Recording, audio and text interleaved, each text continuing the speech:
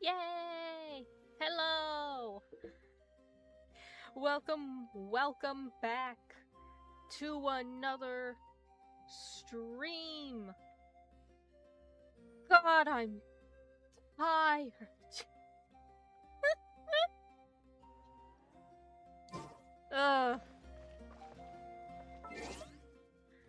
Welcome back, everyone. I hope you've had a wonderful week. Happy holidays to anyone who just celebrated. I hope you had a good break. Hope you had a good holiday. I'm tired. So you may have noticed that I did not stream on Tuesday. The reason being is that I decided to take Tuesday off so that I could work on a gift. I was crocheting things. Particularly, I was crocheting a very specific item. The hell wobble there, whatever that was, for my family. Which I was able to finish just in time. And by just in time, I mean, I got it done at 2 a.m. on Christmas Eve. Like, Christmas Eve happened, bedtime occurred, 2 a.m. that night. It is now technically Christmas morning. I finished the thing. So that was fun. And then I was like, okay, I'm horrendously tired because I've been just spending the past bloody, I don't know, 2 days specifically just like crunching as much on that as I specifically can.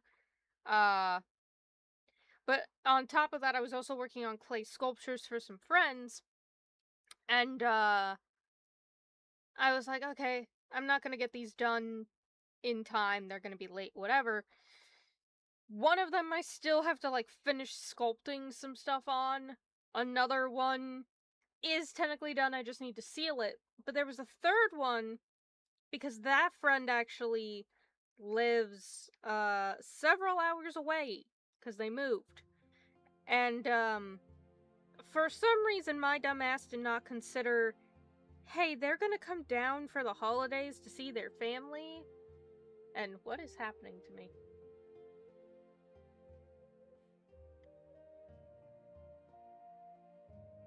I'm having a fit!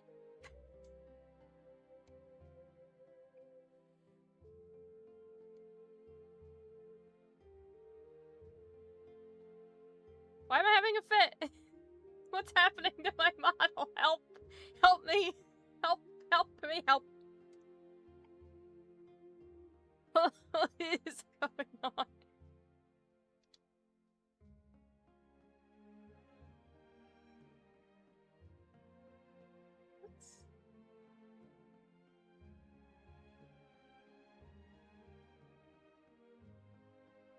The camera's glitching so bad. What's going on? Hold on a second. I think Smee needs to unplug me camera.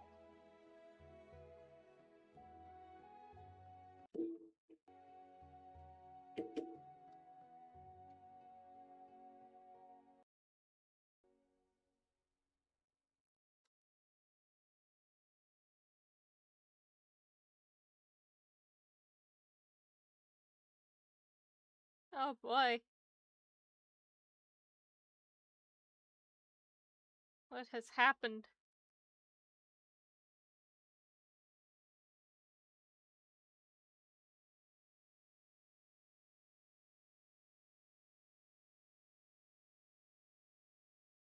Okay. I don't know what happened. Like, what? Oh boy. Oh boy, what occurred?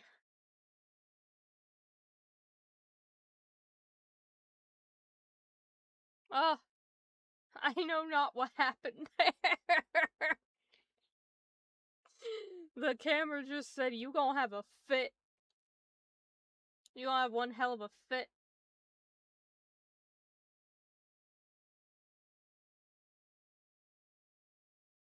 Why did that happen? Anywho, what was I saying? Oh yeah, it was like, oh, get it done, because you're not gonna have a chance to see them for a while. And so I was like, okay.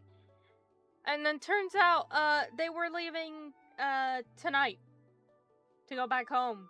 So it was like, fuck, I gotta get their thing done. So then me, who, body absolutely broken, was like, okay, I guess I'll do that tonight, so Christmas night. You know, after everything was said and done, I'm here painting a fucking sculpture. They got it, but like, damn.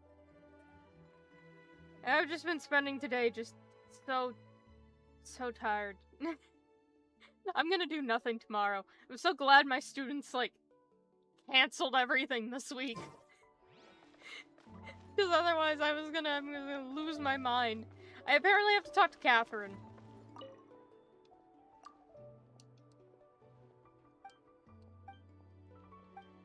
Uh-huh.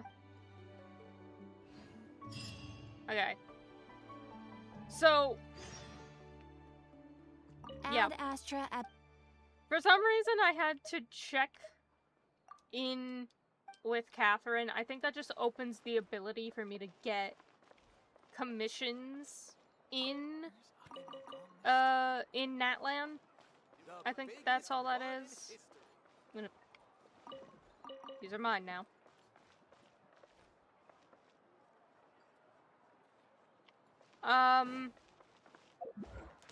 But I think that's all that does. It just gives me the possibility to... yeah.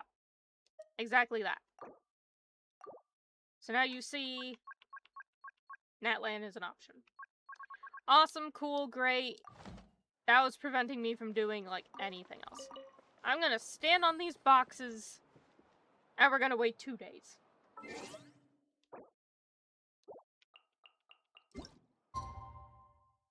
Do-do-do-do.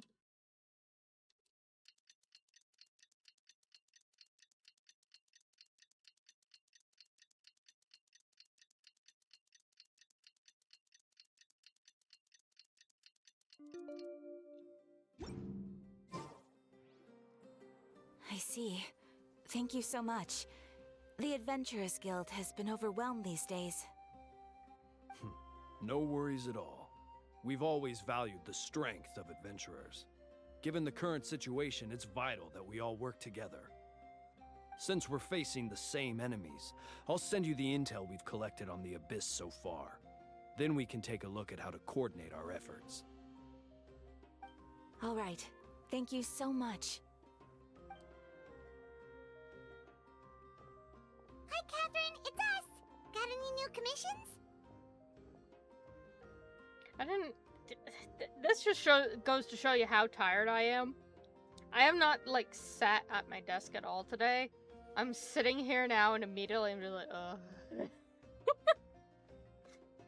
Catherine, you got anything potentially that I can do when I'm really tired? You two have come just in time. I've got some good news. The Pyro Archon has finished assembling her forces and stationed them all across Natlan. Given how the Abyss has ramped up its activities lately, we can no longer afford to act only after receiving news of an invasion. Get them before they get to us! So the Pyro Archon suggested that the Scions of the Canopy and the Adventurers Guild focus on collecting and disseminating intel. That way, we can stay informed of everything that's happening across the land. Once we receive word of enemy activity, we can notify the nearest camp and the stationed forces can take immediate action. Good plan. Yes, precisely. This should also allow us to focus on gathering information, rather than running around and trying to tackle everything at once. So please also take a chance to relax, you two. You've been working hard these days, and this will be a good opportunity for some well-deserved rest. Oh, you're telling me. Most accurate shit I've heard in a while. So that's the plan. Whew, we can finally stop and take a break. You don't gotta tell me that twice. Oh shit, you're right though, the money. Fuck. Keeping Natlan safe and sound is our priority now. The more it can wait. Given the fact that I just had to pay my insurance bill today, no, it cannot. Give me that cash! The movements of the Abyss are always unpredictable.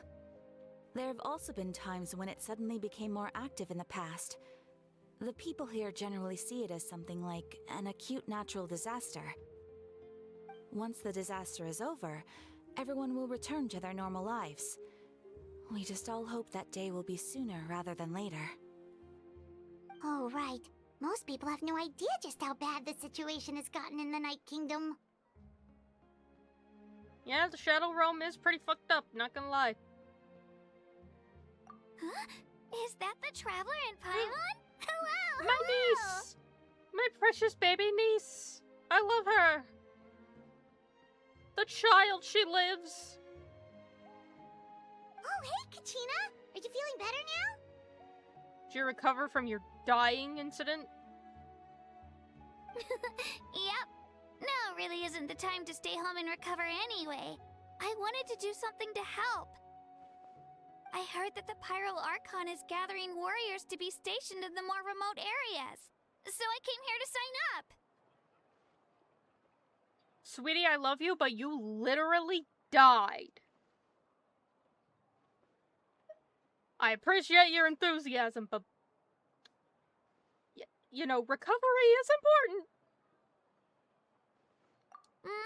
I'll do my best, and also make sure to stay out of your way. The last thing I want is to add to your work. Oh, by the way, Shilonin told me that she was ordered to forge you an ancient name. Funky ancient name, let's go, woo! She said that she's all set, and we can head over whenever we're ready. Wow, so we'll finally get to meet Shilonin, the legendary forger of ancient names. Paimon still can't believe anyone could forge those things. I just hope it isn't a stupid set of letters. Like, Shilonin is a true master. Not only can she forge ancient names, but also all sorts of new and fun things. like funky jams. She's always got a pile of commissions on her plate, so you usually have to wait a while before she finishes something. In this case, though, she's completely cleared her schedule just to work with you. She wants to give your name her full attention.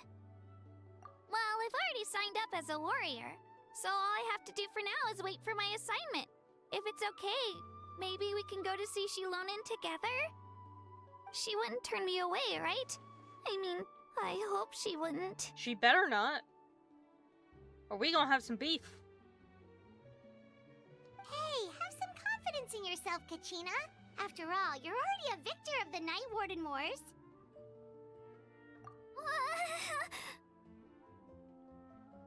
Oh no. Societal pressure. Expectations. Oh god! On second thought, maybe I'll just find a hole in the ground to jump into and hide for a while. Oh honey, that's the biggest mood I ever heard.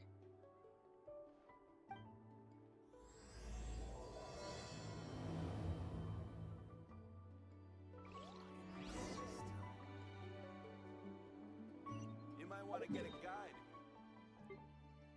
Oh boy, we going all the way over here.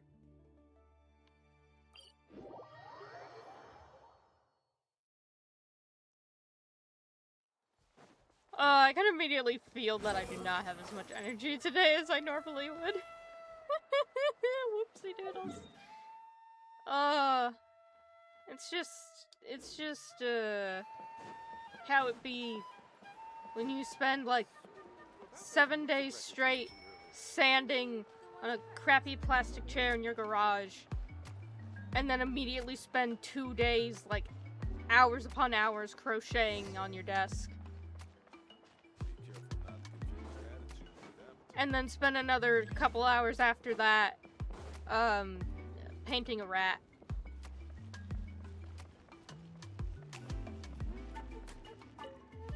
Are you the one who keeps yelling at me about the reputation? Oh my god, you are. Okay. Can you stop yelling at me now? Yes. Squall and Fury. Why is the music such a bop?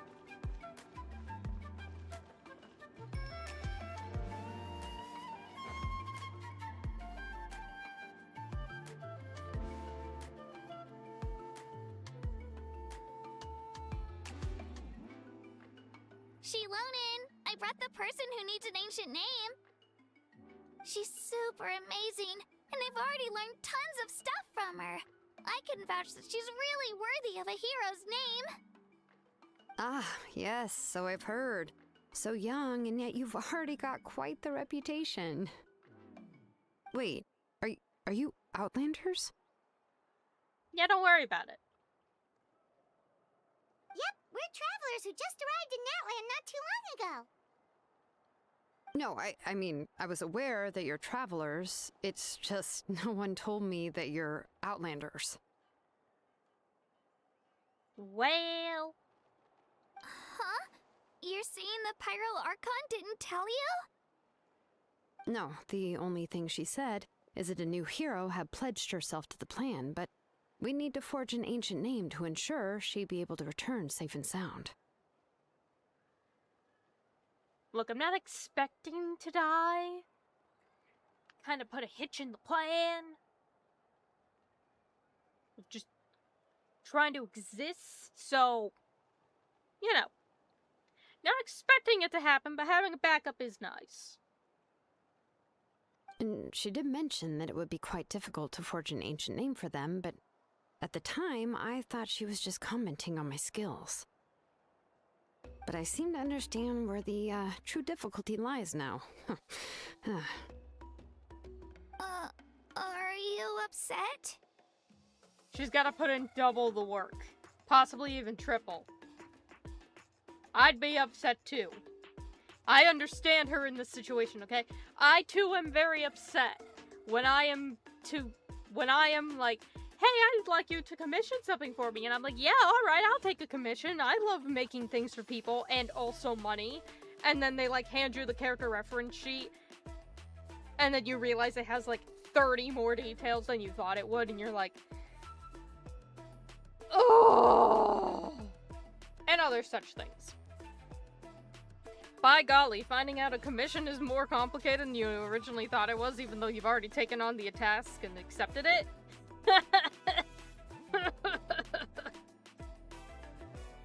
No, I wouldn't go that far. I'm used to it, really. I just need a moment to process things. The Pyro Archon's requests are always difficult to fulfill, and we used to argue a lot. Honestly, it's probably for the better that she didn't bring this up at the time. Anyway, I can't argue with her if she isn't here, and it'd be pointless to take my anger out on someone else. Exactly. I appreciate the fact that she's just like, oh, this is annoying. Oh, this is gonna be a lot more work. I already said yes. I've already taken the commission. There's not much I can do. You're not even here to argue with. And it's not your fault. So I'm not even gonna be angry at you about it.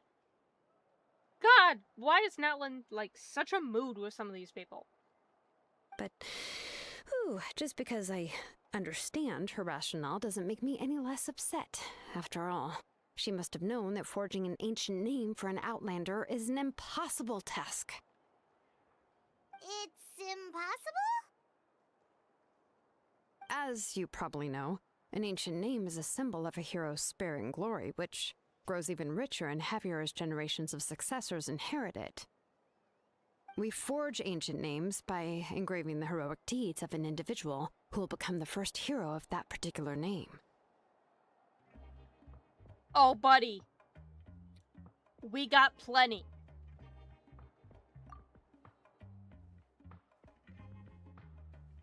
Oh, buddy. Pachina has been silenced.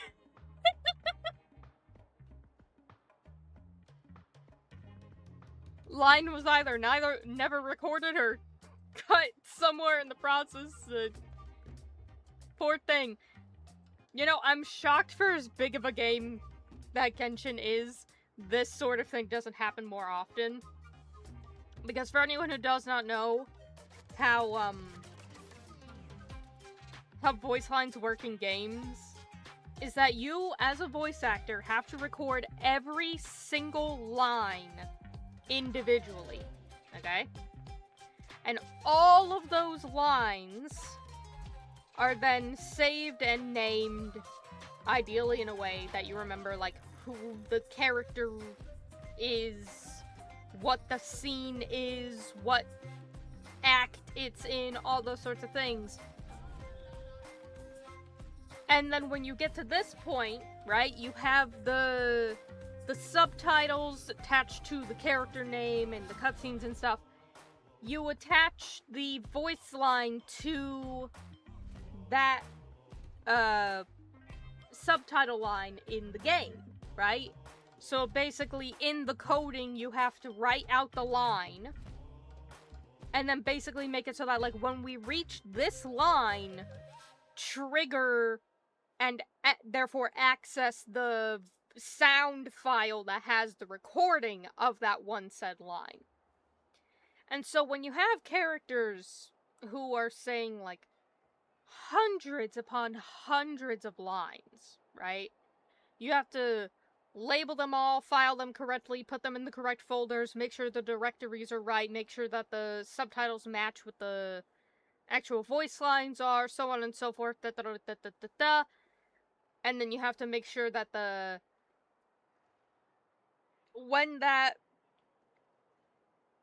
you know, text line is triggered, then it also goes to the correct directory, to the correct file, and therefore the voice line gets to play when you hit that area of text.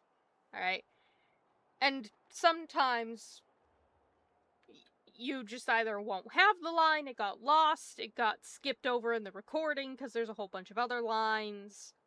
The directory link got separated somewhere along the way, something got moved to a different folder, the trigger just didn't actually happen, so on and so forth. And for as large of a game as Genshin is, with how many lines and characters and acts and all these sorts of things, I'm shocked that missing lines like this have happened as few and far between as they have. Like, I have so much,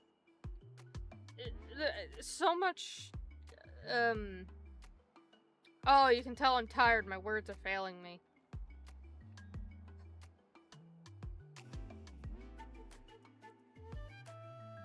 Respect. So much respect and awe for the developers and having to, like, record all of this and have it linked, especially when you consider the fact that it has to be done in multiple languages. Because I know that this is the English dub, right? I know there's also Korean, Chinese, and Japanese, at least. I don't know if there's more dubs or not, but there's at least those. And you have to do that for all of them. Insanity. That's why games are hard.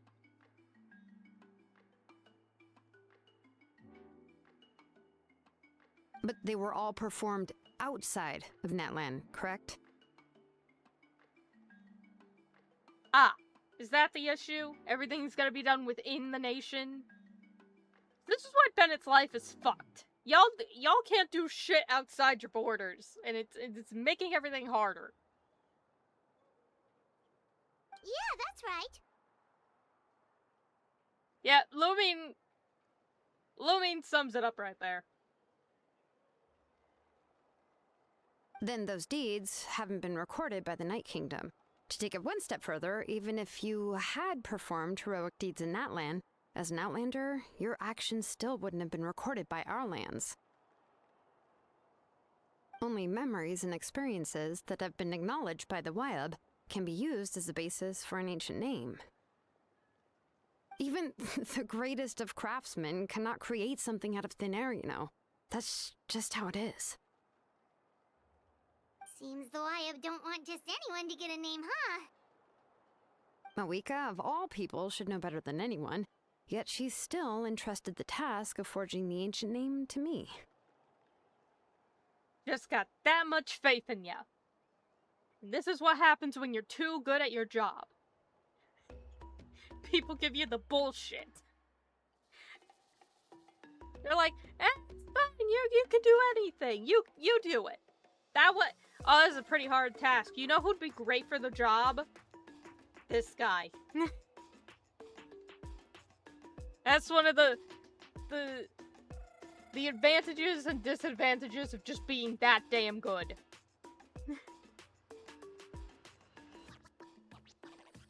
Oh, Paimon gets it. Nobody's happy being asked to do the impossible. Why do I feel like this has happened before? I think last time, Shilonen just ended up running dozens of laps around the hills nearby. Ugh, don't remind me. Let's just focus on how we can pull this off. How to achieve the impossible. You mean you're already willing to accept the task? She kind of already accepted the commission, so... Well, what else can I do? What's happened is already done, and it's not like I can outright defy the order of my Archon. If she gave me this order, then she believes the ancient name is an indispensable part of her plan, and that I'll be able to find a way to make it happen. In other words, the order is an affirmation of my abilities. Whoa, not only has she accepted the task, but now she's looking for silver linings? She's just that good. And may that be her burden. Yeah! Let's see if we can find some special way to pull this off. If we really can't make it work, I'm sure we can still go back and talk to the Pyral Archon, right? The key is getting the Wyab to somehow acknowledge the traveler's existence and record her heroic deeds. Well, technically we met the Wyab. We met it in the Shadow Realm.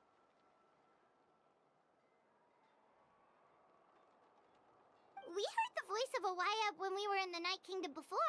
We even had a whole conversation with her. If we can talk to her again, maybe we can figure something out together. You know, as you do. Time to communicate with the rock. Well, every tribe has their own Wyab. How do we know if the one you met is indeed the best one for us to talk to?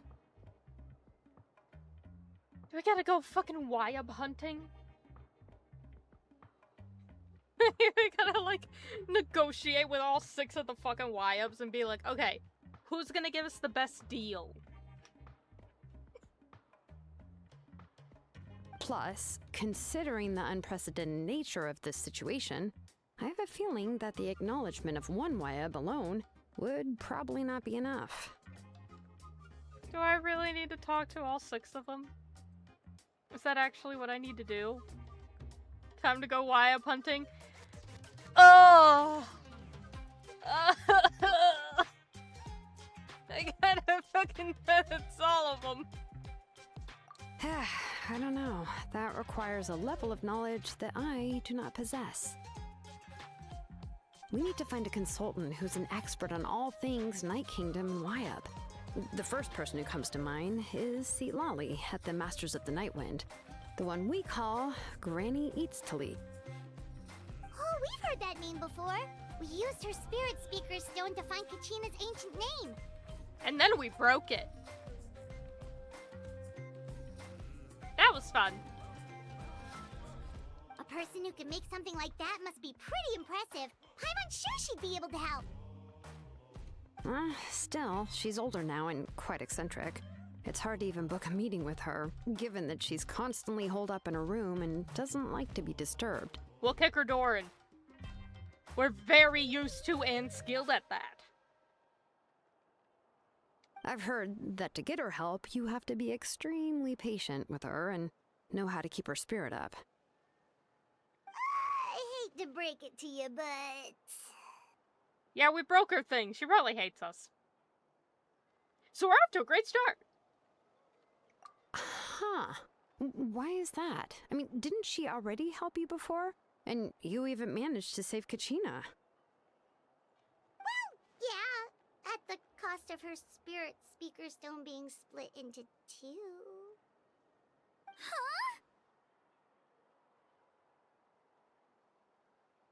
Huh? Oopsie daisy.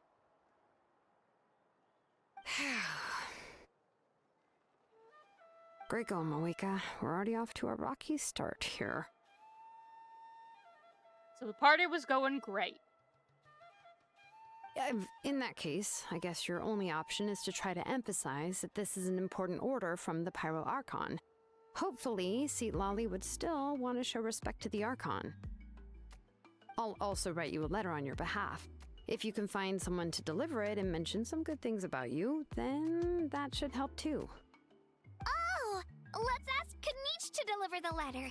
He understands the whole situation and is already a familiar face to her. Paimon sure hopes a Hal won't interrupt when he's talking, though. Oh shit, yeah, Ha's gonna be with him. Oh, that bitch. Oh, 8-bit bitch. Alright, Kanich is a seasoned negotiator. I trust that he'll know the best things to say. Great. Then I'll go contact him right now. He also seems extremely straightforward. It's gonna be very funny if he just goes up to her and is like, oh yeah, they broke it. Please just give me a moment to write the letter, and we can meet up near the Statue of the Seven later. Sounds good. We'll take a stroll in the meantime.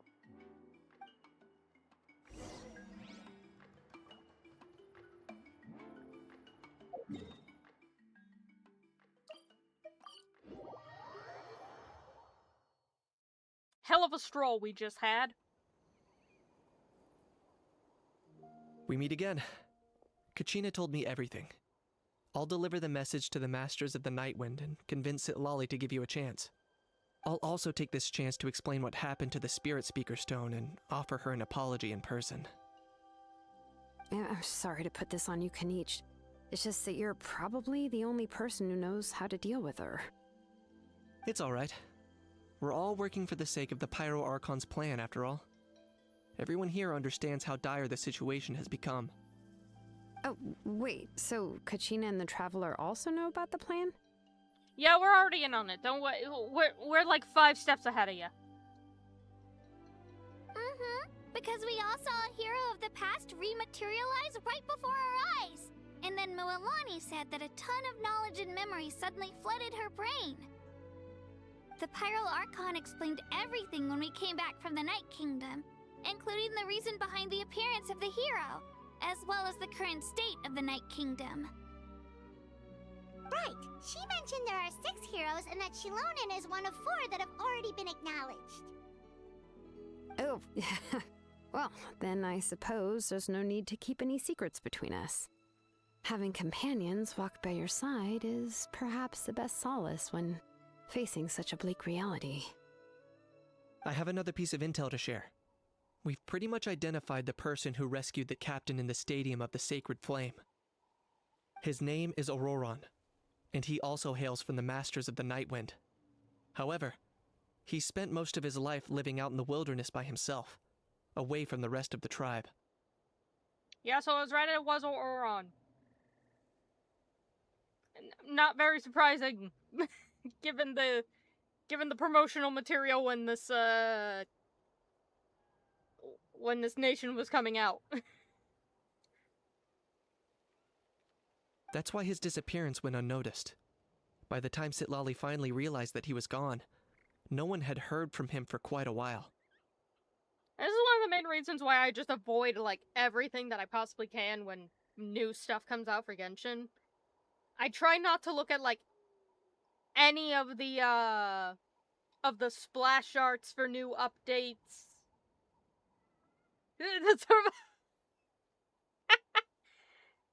Ah, yes. Perfect wilderness survival.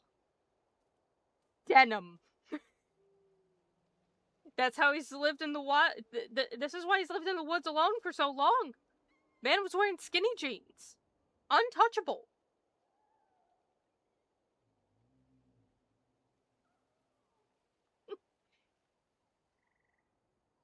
Nothing more powerful than a man dressed as a bat and wearing some skinny jeans. But, like, this is why I don't look at any promotional material, okay? I don't look at new promos, I don't look at trailers, I don't look at new update live streams, I look at nothing, okay? I'll see that new characters come out and I'm like, okay. And I'll just leave it there. Every once in a while I'll see some things because someone will put up a spoiler without a fucking spoiler warning. Because they'll play the update and go, oh my god, I can't believe the thing in the update because they just played it. And they don't recognize that, like, not everyone plays shit right when it comes out. So it's like, ah. But it's one of the reasons why I'm able to, like, go into this stuff as blind as I am. Because I'm like, I don't know. It's like, what do I know about paralogism? Right? Because that's what's going to be after Natlan. What do I know? Albedo goes on trial for murder. Durin gets a human form. That's it. That's all I know. Do I know whose murder? No. Do I know what happens to Durin and how he gets there? No. Do I know anything else in there? No. I look at the promotional image, it's got Jean, Venti, Kaya, Albedo, and, you know, Aether and Paimon. Do I have any idea what the fuck's going on? No. And that's how I'd prefer to keep it. Until I get there.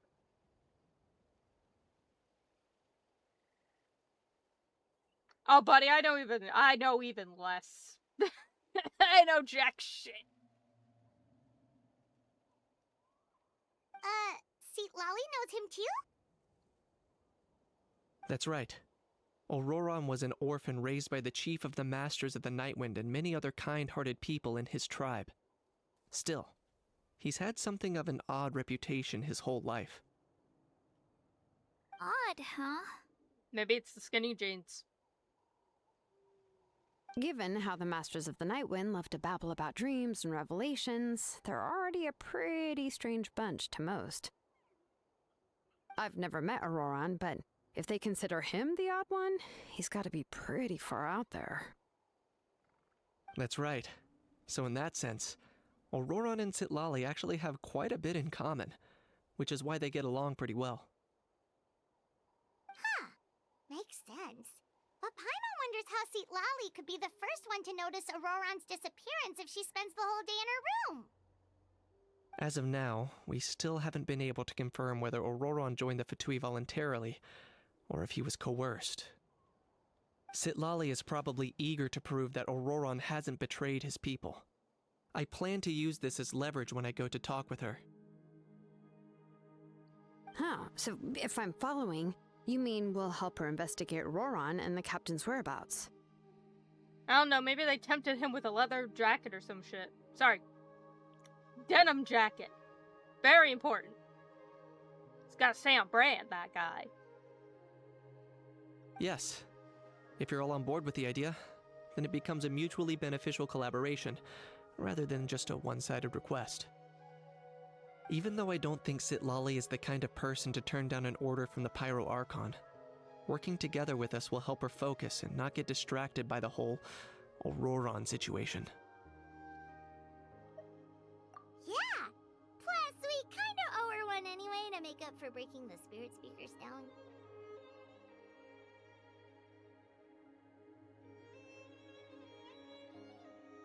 Ah, this is a pretty well thought out plan. As expected of Molly Poke Nietzsche. What do you think his ancient name says? Because that's more than 4 letters. They're gonna have to shorten that.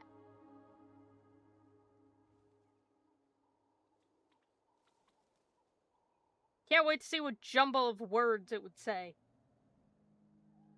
Then, yeah, I'll leave my letter to you. Let's hope Seat Lolly can meet at the stadium in 2 days. Sure. I'll head out right away. Take care out there, Kanich. I'll be heading back as well. There's still a few things I need to pack. Okay, then let's part ways for now. I'll see you in a couple of days.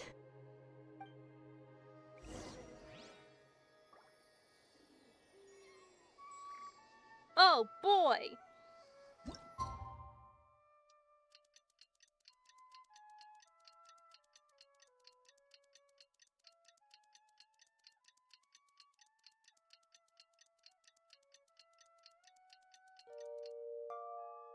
Gameplay! Oh, it's time to meet up with Shilonen. Let's ask her how things have been going.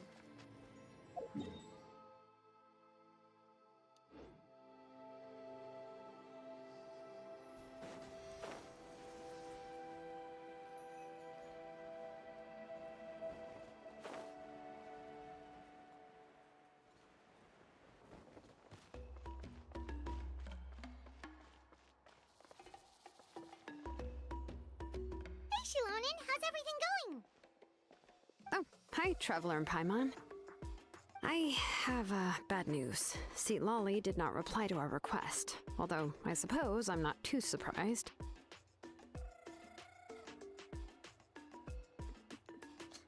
The drama. The tragedy. The suspense. The revelations. Panama. The clock. Huh?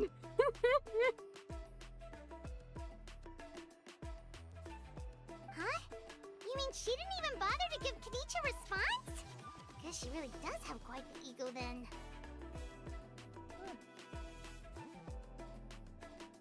Yeah, well, she can be also quite eccentric, though she's one of the most gifted people around. Even the Masters of the Night Wind often struggle to work with her. My guess is that she probably has other reasons for not deigning us with a response. But let's go to the stadium and see if we can meet her there.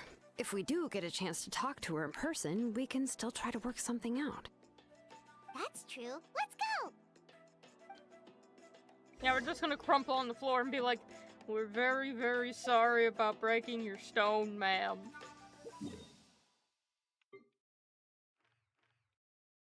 That was a big whoopsie doodles, whoopsie daisies on our part.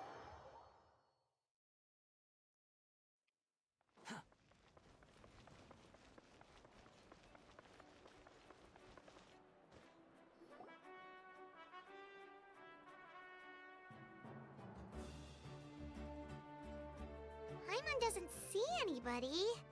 Seems she's just not gonna show up, huh?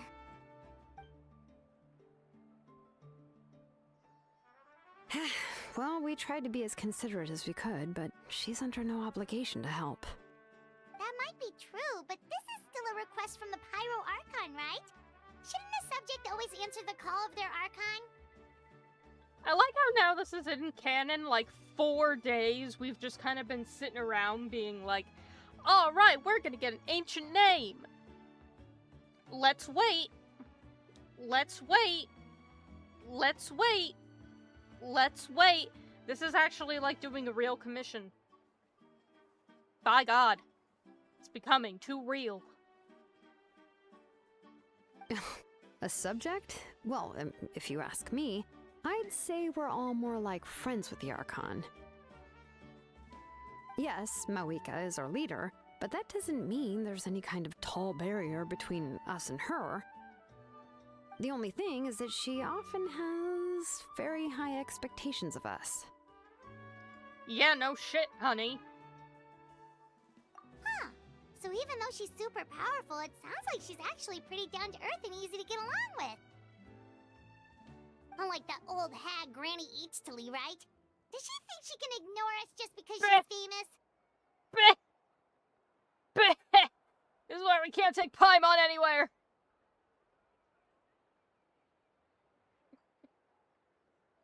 Yeah, not if the Archon's an asshole. Luckily, she's not. But Jesus Christ. That's like one of the very rare times. It's like, hi, Archon, can we talk to you? And she's like, actually, I'm gonna stop you there. I'm gonna... Don't even bother. Come into my office. We're gonna have a chat right now. like she got to us before we could even get to her. But also, Paimon, this is why we can't take you places. Shut your yap. You all talk about her like she's some kind of huge deal, but she didn't even bother to reply to our letter.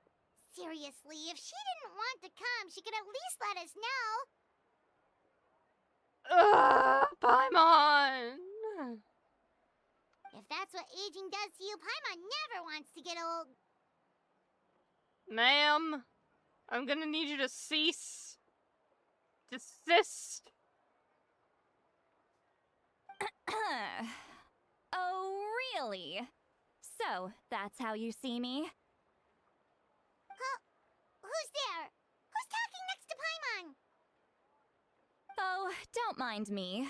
I'm just a disgruntled old hag, right? Come on, relax. I'm sure my bark's worse than my bite. Huh? See, Lolly. Wait, you're Seat Lolly? You're Granny Eatsley? Yes, Granny Eatsley. But emphasis on Eatsley, not Granny. It's her! Ah! Paimon, this is why... We just can't bring her anywhere. You must know this trope from light novels, surely. They use it all the time. The young man who's actually the oldest person in the room. The girl next door who turns out to be a seasoned veteran. The wise sage who looks like a little kid. Damn it, she's too self-aware! She's calling out the trope that she is part of! Ah! Oh, wipe that look off your face! You've seriously never seen an older lady that doesn't look her age? Okay, well, don't go thinking it's a trick either. See? I'm barely wearing any makeup. Did I forget to mention, she's called Granny, but she's actually pretty young. Yeah, you never heard of referring to someone else by, like, an older term. Not because they're actually that old, but just because they have that level of experience. like, even referring to calling out tropes, for example. Take senpai, for example, right? I think most people hear that term, and they automatically think of someone who's, like, high school age or higher, right? Because generally when you hear that term, you're, like, watching an anime or some shit. And you have characters who are in high school or above referring to a character that's older than them as senpai, right? Senpai just means someone who is older than you that you respect. Okay? It's an honorary term. Alright? It's an honorary suffix, specifically. Alright? There's senpai, sama, chan, kun, those are all little terms of either endearment or respect that you tack onto the end of someone's name to show your relation to them. Alright? Granny kind of has the same connotation in this state. It's like it's like calling somebody an auntie or an uncle, but they're not actually related to you. They're just like an older person of whom you respect. It's like that.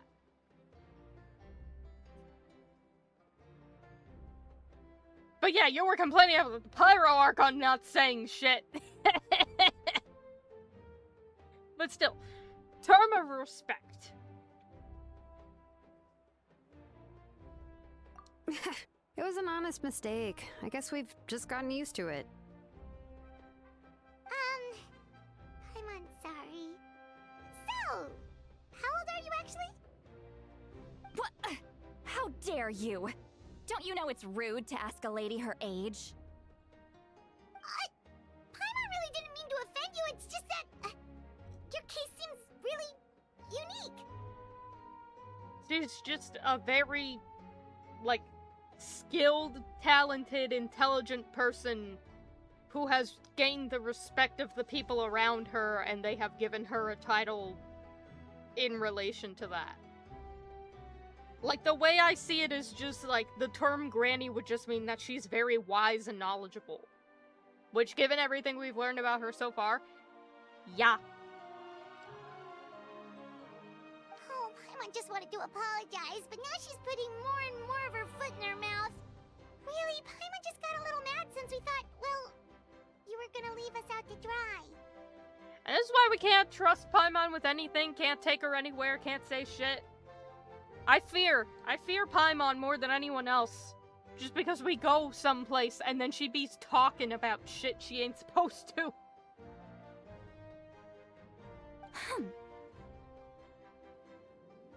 It was my idea to invite you here, Seat Lolly.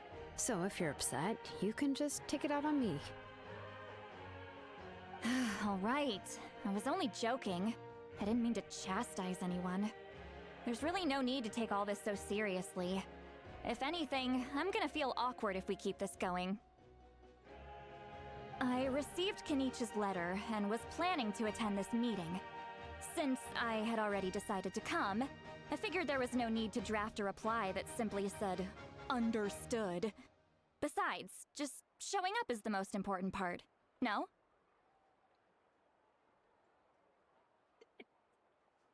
I feel that truly, but, at the same time, advance warning is nice. But, of course, it's also natural for people to get held up by one thing or another as they're trying to leave the house. It certainly was a bit awkward to see that everyone else had arrived before me. At first, I was thinking of quietly sneaking over, but since you were already here waiting for me, I started to think about how I should phrase my apology, only to hear you all talking smack about me.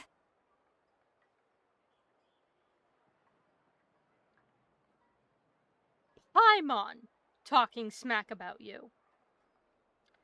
The rest of us didn't say shit. Don't pull me into her bullshit. I ain't a part of this. Anyway, that's the whole story. Honestly,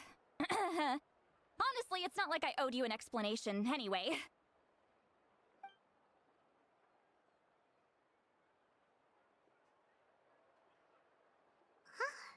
What's with that expression? Yeah, this is about the level of awkward I experience in practically every single first meeting ever. People wonder why I don't like to go out. Was she feeling embarrassed just now?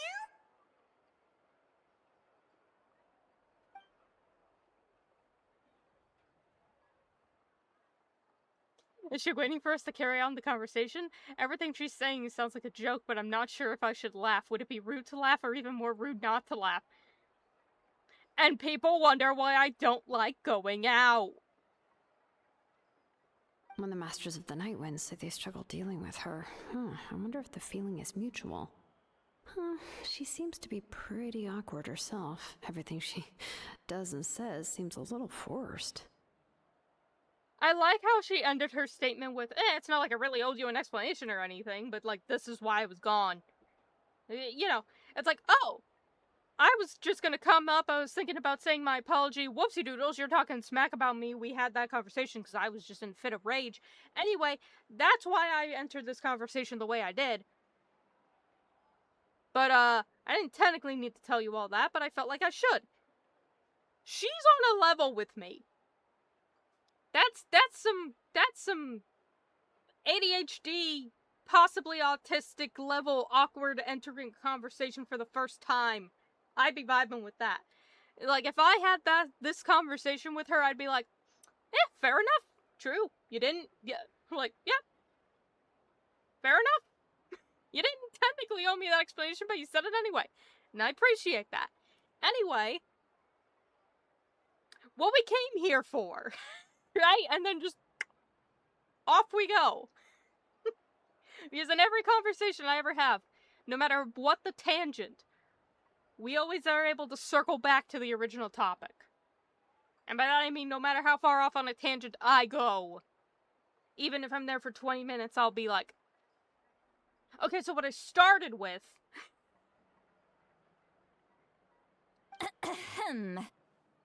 Anyway, Shilonen, I heard that you require my help in crafting an ancient name. See?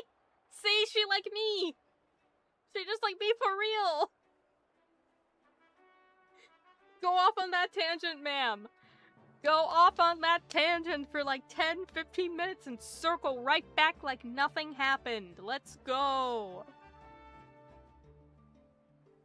Correct. The situation isn't like anything we've handled before. Let me explain.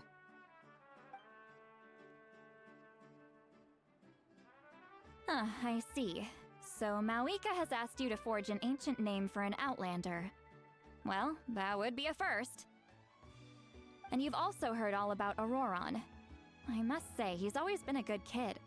I can't see him joining the Fatui of his own volition. He must have been coerced somehow. I'm telling you, it was a denim jacket. Had to be. Maybe even a leather jacket. One of the two. They coerced him with a jacket, I swear. They had to have. They were like, hey buddy, you want to join the Fatui? We'll give you this really cool jacket. And he went, oh man, that is a cool jacket. And then that's how they got him. Yeah, that's what we came here to ask you. We'll help bring Auroron back if you help us solve the problems of forging the ancient name. What do you think?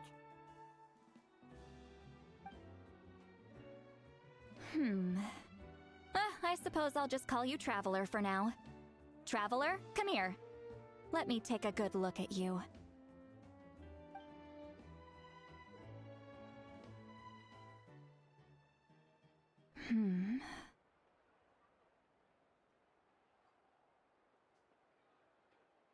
Oh. Oh boy, my two favorite things. Glitching and chromatic apparition. That always bodes so well. Wealth leads to unending conflicts between people. Yet you alone transcend the value of gold. Baleful thunder and wrathful waves bring terror to mortal hearts. Yet, again and again, you've braved them to find new worlds.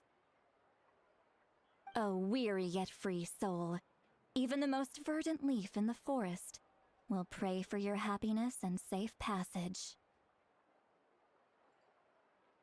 Yeah, okay. Those are all the things that I could see in you. You've experienced far more than even most mortals could dream of. You possess the heart of a sincere hero, along with the conviction to lift a torch above your head and walk headlong into the night. She's like, do I even have to fucking explain myself? That should have all been self-explanatory. Huh? Don't move. There's something here. Huh? What thing? Don't scare Paimon. Is the traveler gonna be okay? Paimon, she said no one move. Ah, shoo! That should do it. You've just returned from the Night Kingdom, so some fragments of souls were still stuck to your body. No need to worry. I've just cleared out the last of them. Fucking spirits of the afterlife grafting onto my being. How dare. Isn't that kinda like having part of a ghost come back with you? Paimon, you acted like we've never seen a ghost before. She's like, eek! Eek, a ghost has attached itself to your being! Ah! It's like, Paimon, how many ghosts? How many ghosts have we dealt with? Because I'm gonna be honest with you. The number is high enough to the point where I feel like she should not be as spooked as she is anymore. I really feel like Paimon should just get over it at this point. Because, like, if you're gonna do this every time we interact with any type of ghost, it's too late for that. It's nothing as serious as that. If left unattended, the most it could do is stir up some chaos in your mind, and generally worsen your mood. Well, in that case, better to get rid of them. It was nothing. Shilonen, let's follow your proposal. Once you've brought Auroron back, I'll take you to see the Lord of the Night. The Lord of the Night? But don't we need to talk to the Wyab of the tribes? Something this important is beyond their jurisdiction. Only the Lord of the Night can decide whether we can grant an ancient name to one who does not hail from our lands. Is this fucking King of the Shadow Realm? The Lord of the Night is an ancient entity that rules over the entire Night Kingdom, God, it is. constantly borrowing the power of the sacred flame to combat corrosion from the abyss. It's literally fucking King of the Shadow Realm. I forgot. I'm not allowed to make jokes.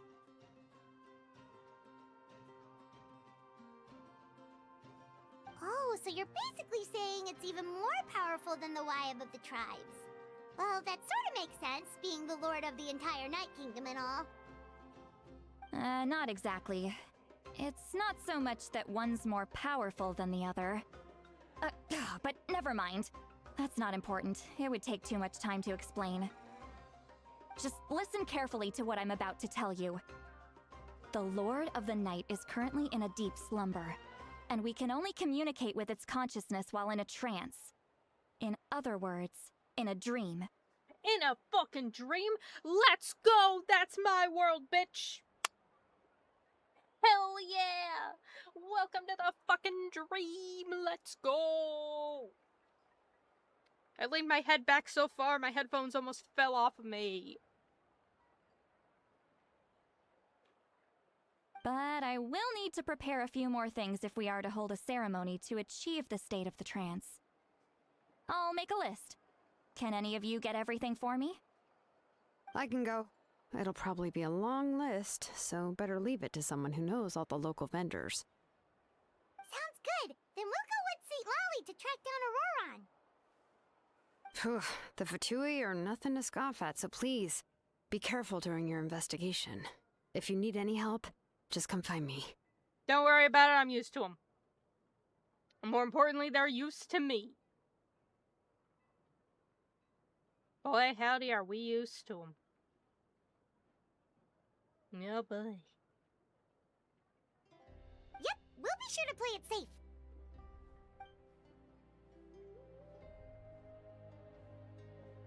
All right, now it's time for us to catch that brat and bring him back.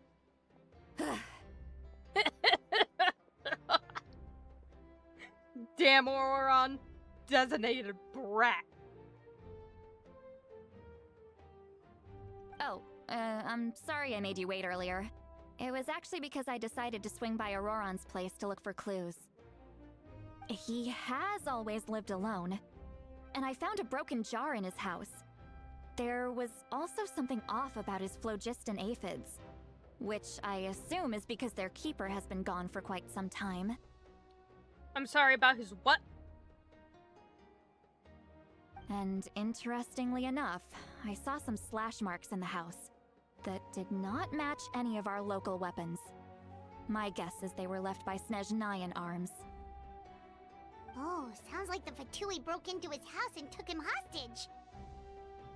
But why would they kidnap a kid who just spends his days living in the country and raising aphids? He's only in his 20s. What would they want with him? Maybe they just like this aesthetic. They went, damn! This guy might live alone and he just raises a bunch of aphids. But like, oh, he's got a cool bat motif. Emo as hell looking, he's got skinny jeans. Oh, our cool factor would go up so much, dude. I mean, it is Capitano. He's already one of the coolest ones you got. That's not to say that I believe he's totally innocent, of course. Since he's the only one who was kidnapped out of everyone in Natlan, he must have done something to attract their attention. In any case, we'll get to the bottom of this once we manage to get him back here. I'm truly sorry to put you two through all this trouble with me. But please help me get him back. You can count on us! All right, then let's start by heading to where Auroron was seen last.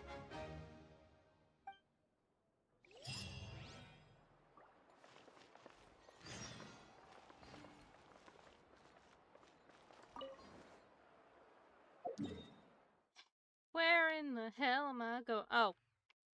Random bridge.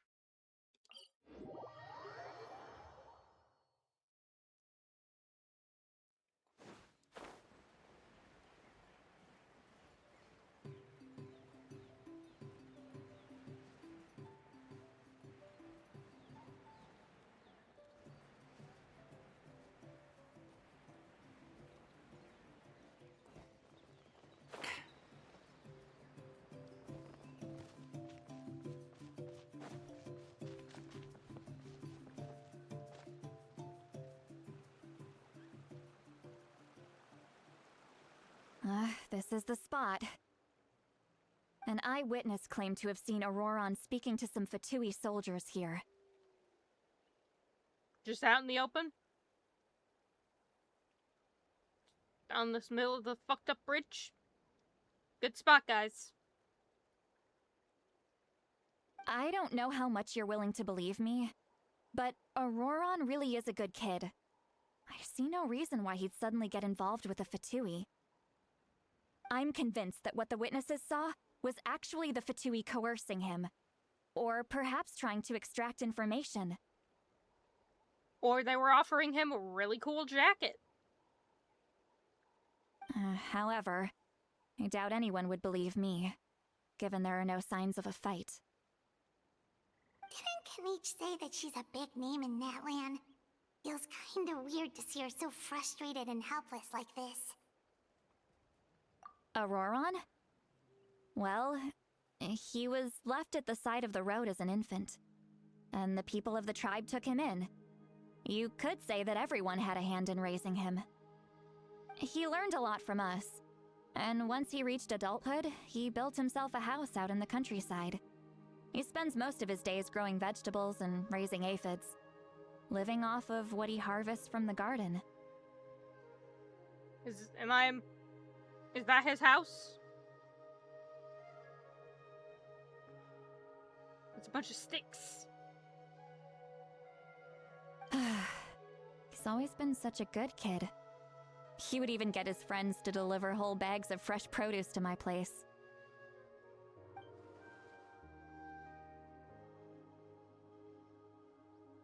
Oh well, let's keep looking. He can answer all of our questions once we find him. He's been raising phlogiston aphids for a long time, and since they were disturbed, they secreted a special type of phlogiston. We can use that substance to track his movements. Ma'am, I know you're... God, it's like she's trying to tell me something. I know it. You're saying words at me. They don't know what they mean. Let's follow the phlogiston trail. Huh? What trail? Paimon doesn't see anything. Elemental sight. Oh, right. I forgot your eyes don't naturally perceive such things. Here, give me your hand.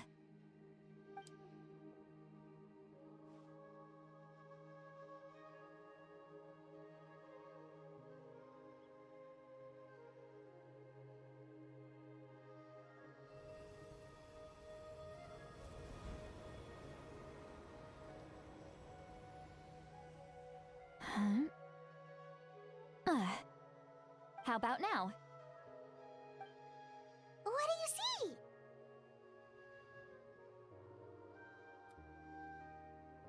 Yep, that sure is a swirly pattern on the floor.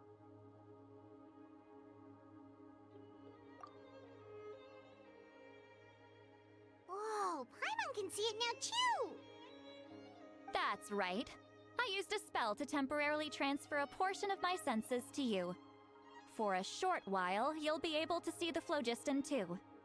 Yeah, you can just casually transfer a portion of your power to other people. For fun. Wow, you can even share your senses with us? First time Paimon's heard anything like that. It requires a very rare spell that most people aren't adept at.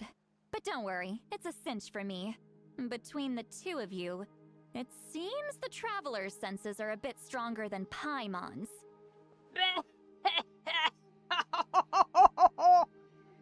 Oh, get wrecked, Paimon! When I held your hand just now, I could sense that you've got a great affinity for phlogiston. You're extraordinarily gifted. Anyway, we'll need to use our vision now to track down Auroron. Good luck, you two. Over here, this way! See, Lolly might say a lot of deep and confusing stuff, but this spell of hers is really something. What was that? Oh, Paimon was just complimenting you. Really? Can't take her anywhere. What does she mean by deep and confusing? As far as elderly shamans go, I'd say that I'm already pretty easy to talk to. Is there any other old hag who's as fluent in the language of the youth as me?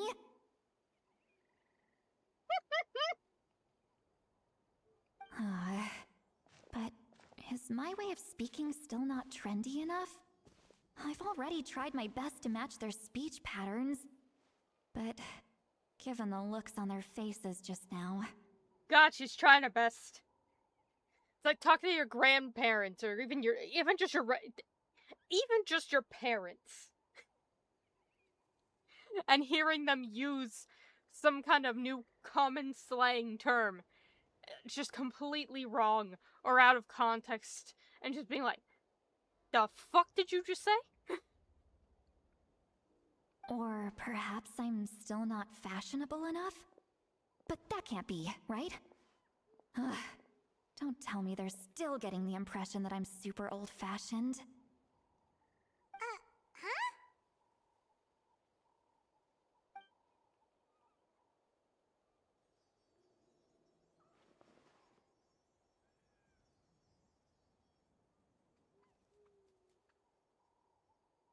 Are we hearing her thoughts? What's going on here? Was that Seat Lolly's voice?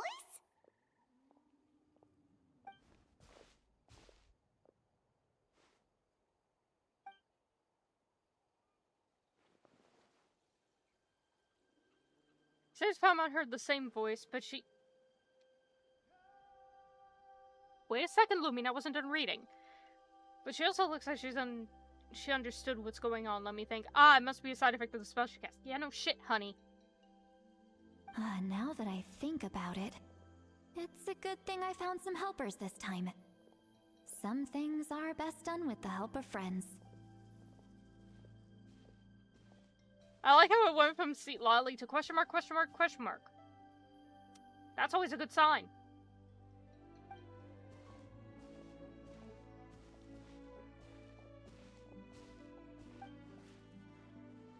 Oh? They appear to be feeling quite confident. Looks like our work will go smoothly. Sadly, the telepathy is only one way, so she'll never know. Unless Paimon says something. Which I don't doubt.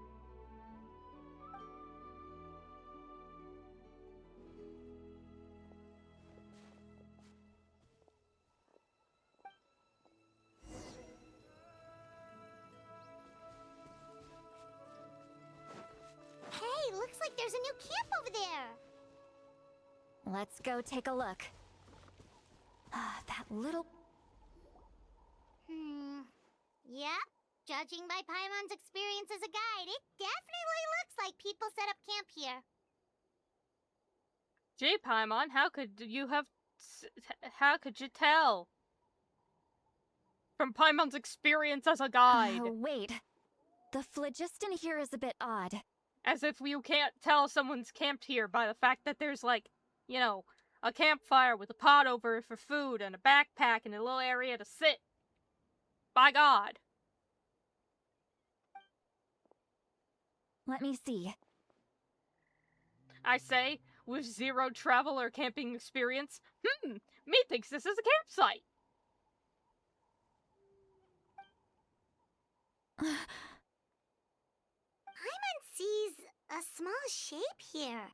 Could it be some sort of symbol? This is a distress signal for the Masters of the Night Wind. Only someone from our tribe would recognize it. So Auroron was indeed being threatened. We've got to find him. Fast. Leaving such a subtle mark implies that he was trying to be discreet. In other words, he was probably under the Fatui's watch. If they notice us, we can just charge in and fight them to the death. But what if my darling grandson is also there? I can't have him caught in the crossfire. I like how it's like, oh, but she's so young, and it's like, the way she's talking implies she is a lot older than she actually is. Even referring to him as grandson. She outed herself the moment she walked up to him. It was just like, don't you know the tropes in manga? It's like, ma'am, you are the trope. No. I've got to be careful. Otherwise he'd get hit as well. How annoying. No, I've got to stay calm and keep my composure.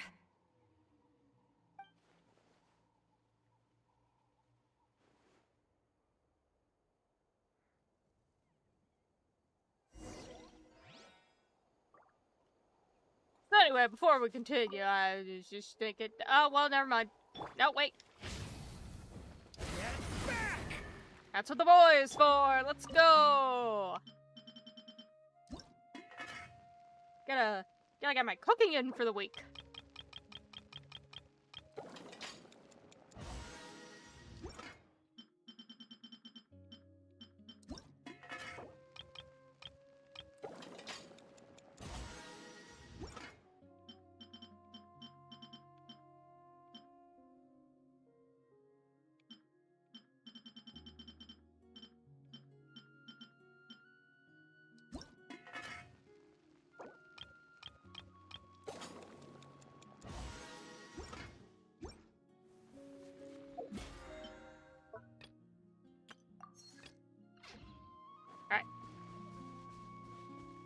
Now we can save the boy.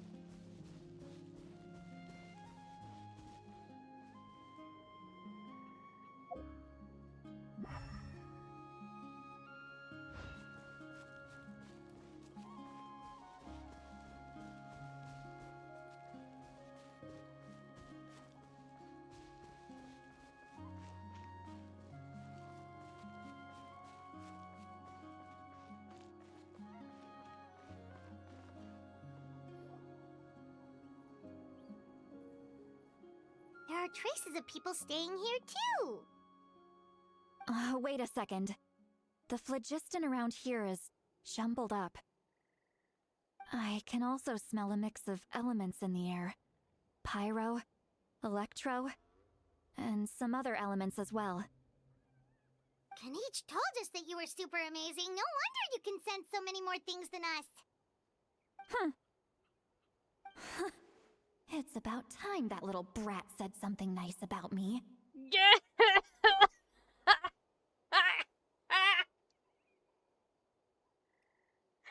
I like her.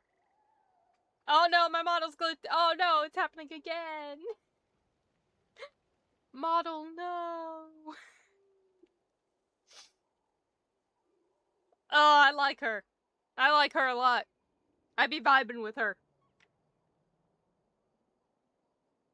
There are signs of a struggle here. Judging from what's left on the scene, there must have been a fight. But after that, the factions seem to have gone their separate ways. Both the phlogiston and the elemental traces in the air support that. Do you still remember little mark we found before? Paimon's thinking, what if Auroron wanted to leave another distress signal, but was caught by the Fatui?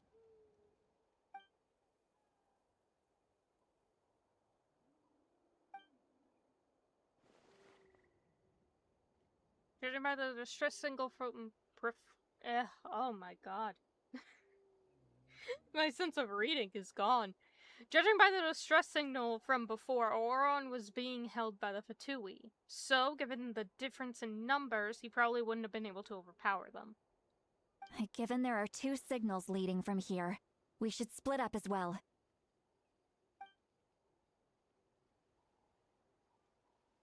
I'll take this direction, and leave the other one to you. Let's meet up again later. At unspecified time.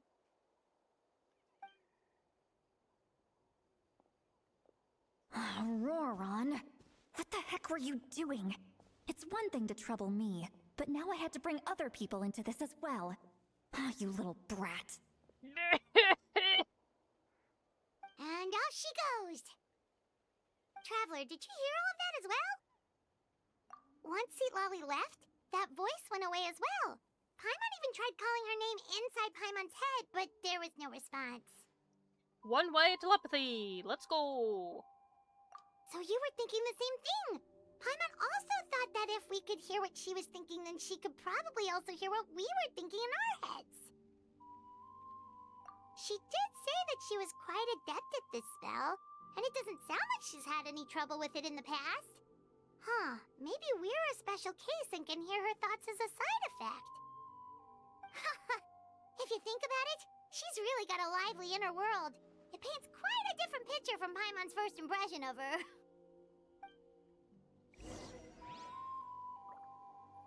Well, off we go.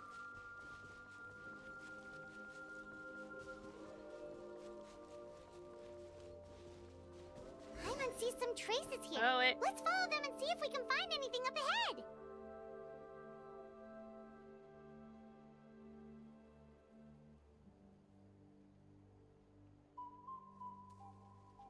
You think I've got a sharp tongue? I just tell it like it is. If someone can't handle it, maybe that's their problem. Well, I'm awake now. Thank you, sneezing.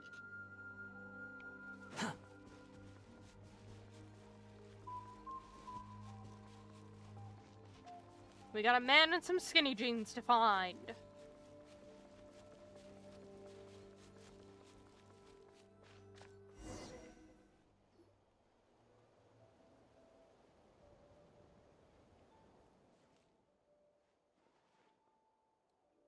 Did you find something?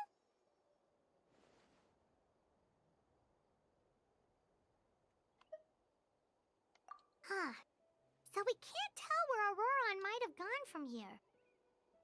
That's weird. The phlogiston trail suddenly stops. We can't make anything of these footprints either. But he can't have just evaporated into thin air, right? We know he wasn't alone. He had all those Fatui with him.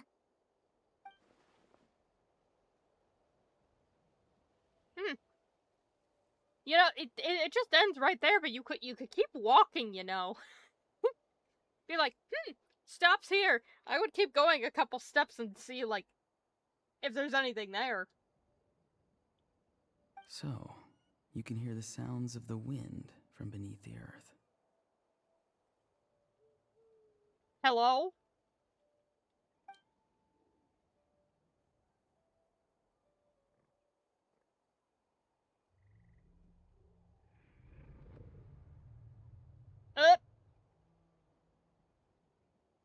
Well, Paimon's gone. That solved one problem.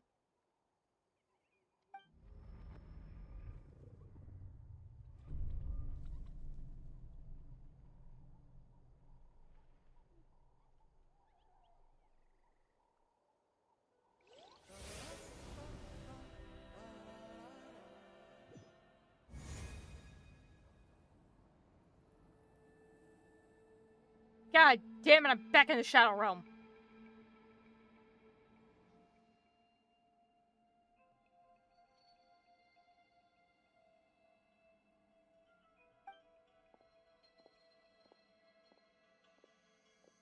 I'm very sorry, but please do not move. I have no desire to hurt you. Is it him? Yeah, it's him! We found him! Easy peasy. We're just that good. It's just that easy. We're so good at this that the people we're trying to find now just go and find us. Makes our life so much easier. I apologize that our first meeting has to take place like this. It's just that you're much like one of those animals with ears that perk up as soon as it senses danger in their environment.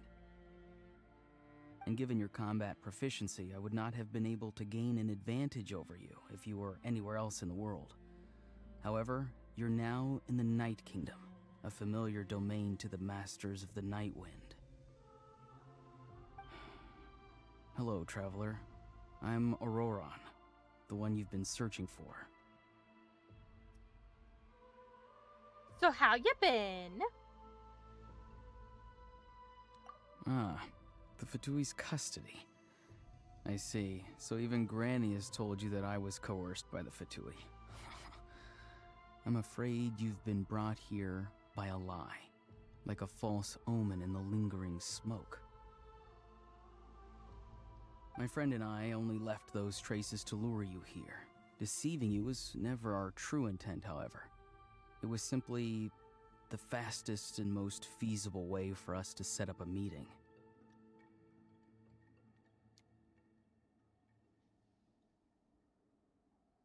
Sir, I'm gonna need to have a chat with both of you about the fastest and most feasible way to set up a meeting. Because this sure ain't it. Greetings, traveler from afar. Like, buddy, you could have sent an email first. Be careful with this traveler. Her soul is temporarily restrained by us, and it appears to have become more fragile in the process. It's taking all my concentration to hold on to her. It was I who tasked Auroron with leaving the traces to lead you here, and I who used the Master's ritual to bring your soul to the Night Kingdom.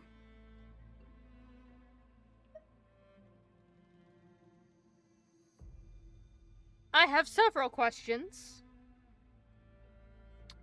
What are you doing here? What am I doing here? What's with fighting the Archon? What is anything? I've heard much about you from the past encounters you've had with my colleagues. Given the present situation in Natlan, I would like to sincerely request a formal meeting with you, in person. Is this not the meeting?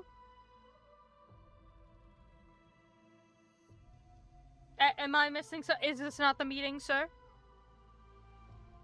I will use the opportunity to explain my goals and motivations to you, as well as why I mistrust Malwika, the Pyro Archon.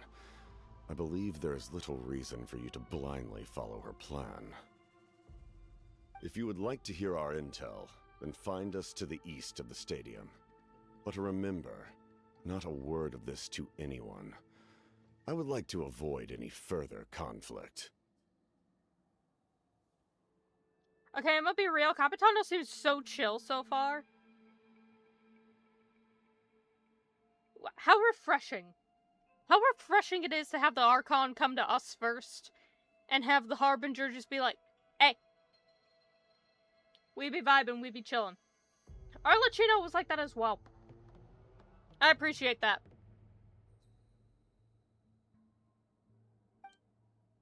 You will see me again once you return to reality. No matter what I say, please, help me keep this a secret. This is all to avoid dragging Granny into this conflict. Okay, good night.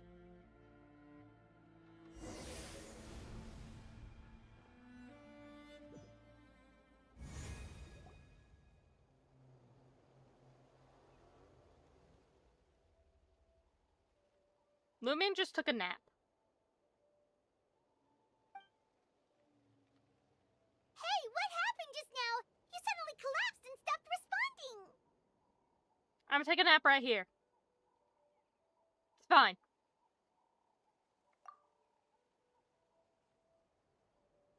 Was my soul forcibly removed from my body just now? That would explain why I couldn't hear Paimon at all. just rip the soul. Just yoink. You're coming with me! Hey, why are you sitting on the ground? Are you okay? Just a little nap, it's fine. See, Lolly! She froze for a moment and then just collapsed to the ground. It was a sudden nap. Relax. Could it have been those leftover remnants from the Night Kingdom? Do you have any itches or pain anywhere? Don't worry. We can take a short break. Sorry, I know I asked for your help. But had I known you were feeling unwell, I wouldn't have taken you on this trip with me. Alas, the EP gets us all eventually.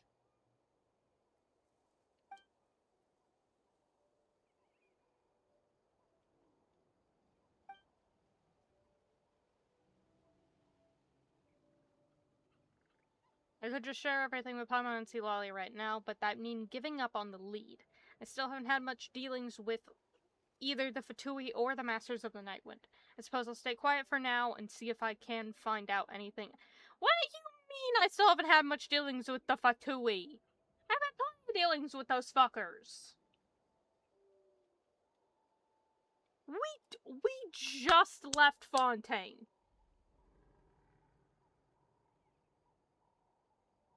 Like, just left. So much Fatui dealings in that.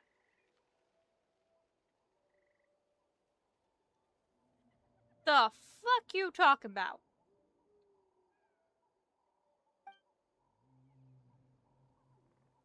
If you're feeling sick, you should just say so. See, Lolly should be able to, exorcise any ghosts or weird stuff that you picked up in the Night Kingdom. A seasoned traveler must know the importance of not pushing yourself beyond your limit.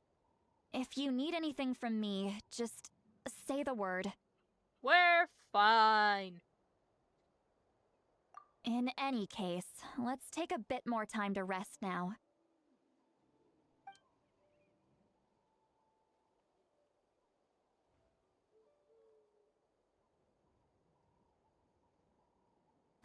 Need to be more careful next time. Feeling better yet, Traveler? All right, let's get ready. I followed my phlogiston trail earlier to a stronghold guarded by soldiers. I have a feeling that Auroron is probably being held inside. See, this is a problem I have with this game. They're like, meet us by the east side of a stadium. It's like, okay. Do you want me to do that now? Tomorrow? Next week? You thinking Tuesday or Thursday? Like, they're always like, we'll meet up then. We'll meet up at this place, but they don't say, like, when. Or they'll just be like, in 2 days. And it's like, okay. At this exact same time that is right now in 2 days, or, like, at a specific point on that day. Like, I need details. I need to know shit in advance. Oh, so it's close by. Then let's head over right away. Well, I recruited you to be my helper, which means we're in this together. Like the wind and the clouds. We either move as one or not at all. I like that statement. That's a good statement. But if you want to make it up to me, then just be sure to fight extra hard when the time comes.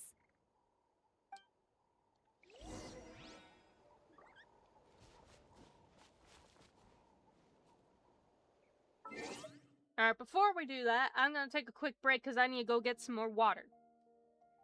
We'll be right back after, these non-existent messages.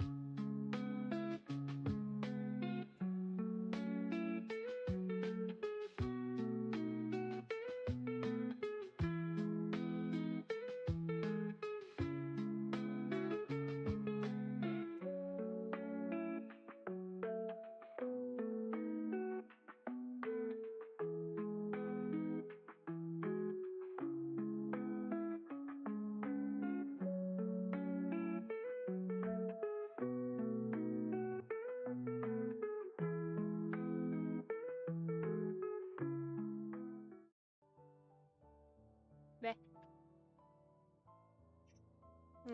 I was considering getting some chalky milk, but then I remembered, no, I can't do that, because I gotta take a pill in about 45 minutes, so I gotta keep an eye on time, and I need an empty stomach. My favorite. Too slow.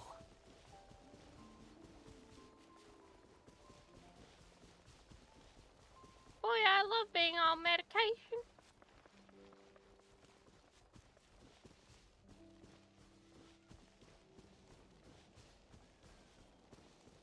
Oh, yep, there they are. Look over there. Huh? Paimon thinks she sees someone in the middle of the camp. He's just vibing.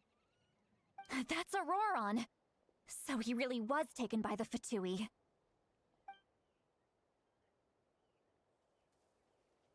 All right, we'll take the lead. Auroron, run! Book it! Your grandma's here! Hey, quit daydreaming. Don't you have work to do? I cannot see the sun. What? Without the sun, I cannot see the truth. You are currently blocking the light, so I must beseech you to move aside. Huh? Okay, Mr. Philosopher. That's enough mumbo-jumbo. Wow. I'm going to rip that guy's head right off. See, Lolly's struggling to control her temper now. She pissed. She there pissed. I like her. Are you ready? Let's go kick their butts. On my count. 3, 2, 1! No, she's going. Still trying to resist? You've got no idea who you're up against.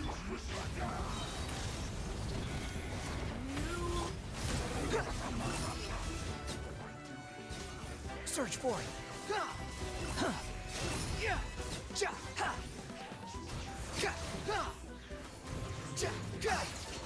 Miscalculated.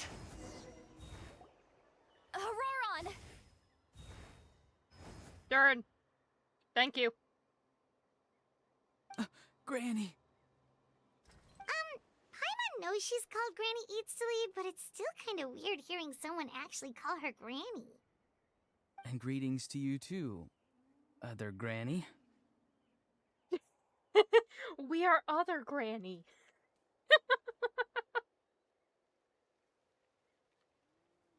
Yeah, sure, alright. I mean, I've already adopted a niece. Might as well. What did you just call her? Free grandkid. Granny. Is that not right? You are Granny's friend, are you not? You seem to be approximately the same age as her, so I figured you're also a Granny. God bless him, he's trying his best. How many times have I told you? It doesn't work like that. There are a lot of people who look about the same age as me. You can't go around calling everyone Gramps or Granny. Oh, wait. He's not a child, is he? Don't tell Paimon he's one of those people who look like an adult but are actually only 8 or 9 years old. Luckily, no. He's in his 20s, but Jesus. Oh, your words have pierced my heart like a thorned vine. Given how hard those thorns are to remove, I may just need to find a pair of tweezers. Why are you so upset? You can just say yes or no. Of course I'm not a child. It's just Granny always taught me to show gratitude where it's due. And since the Masters of the Night Wind raised me collectively, I basically see everyone above a certain age as an elder I should look up to. The way he talks... The way he talks has definitely changed, but it doesn't feel like he's putting on an act. He asked me to do whatever I could to keep things a secret, and even said it'd be for Sweet Lolly's sake. See, it's one thing to treat everyone like they're uncles and aunties. Everyone is a grandpa and a granny. It's very funny. Exactly. He's trying his best.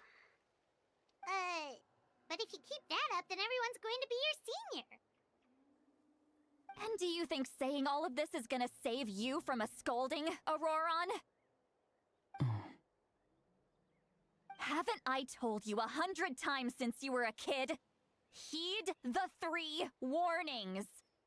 Be wary of beasts prowling around, scammers looking for their next victim, and strange people who appear out of nowhere. This is good advice. This is advice you should give every single child. Thank you, Genshin. Thank you, Genshin. Oh, so you do remember, and you just chose to ignore them. I always knew that living on your own was going to get you into trouble sooner or later. But getting kidnapped? That really takes the cake. Cake! Oh, you can't bring that up around me. I went to jail for that. You won't always be able to rely on other people coming to your rescue, you know. You're just lucky we got here when we did. Or we might be launching another search and rescue operation to find out where they put your severed head. Oof. I'm sorry, Granny. I'll be more careful next time. Next time? Oh, good one. You think there'll be a next time after this? Not a chance.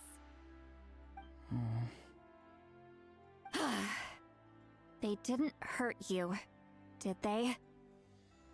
No, they just asked me a lot of questions about Natlan's terrain and made me draw a map of the ley line distribution. Normal shit. Okay, now answer me honestly. Were you the one who helped the captain escape after his battle with the Pyro Archon? Yes. So why did you do it? Because they said they would need my help from there on out. They also said that if I refused, they'd just come to you, Granny, and they'd already figured out a way to make you do their bidding. Hey! I'm no ordinary Granny! Would they really dare to come after me? And you! Did the gods give you a brain just for you to not use it? Did you really believe everything they said at face value? And not stop to think?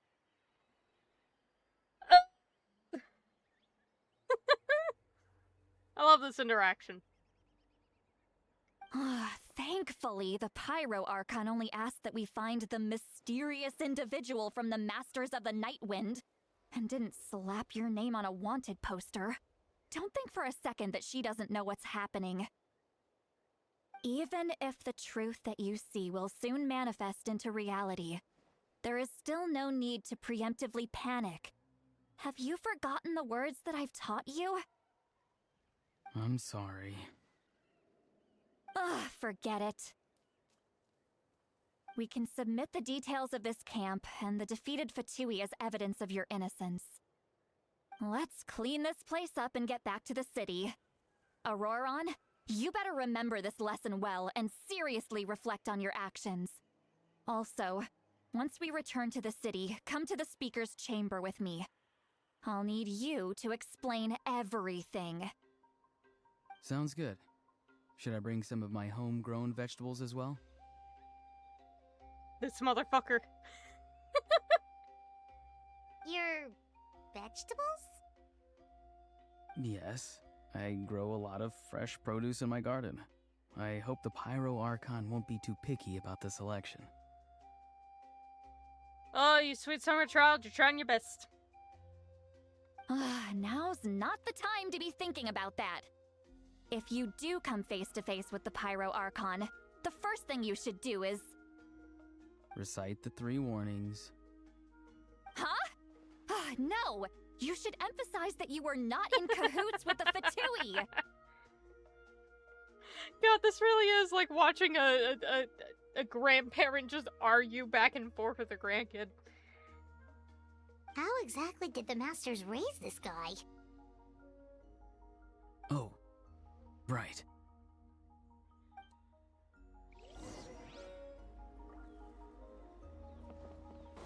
Teleporter, teleporter. Teleporter. Is it up there? Quit following me. It's up there.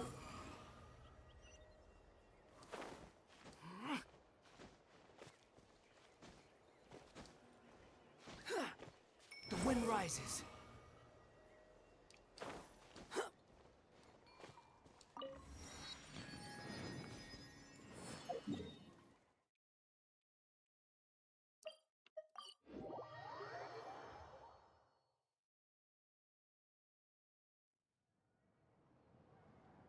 Your turn to the pit.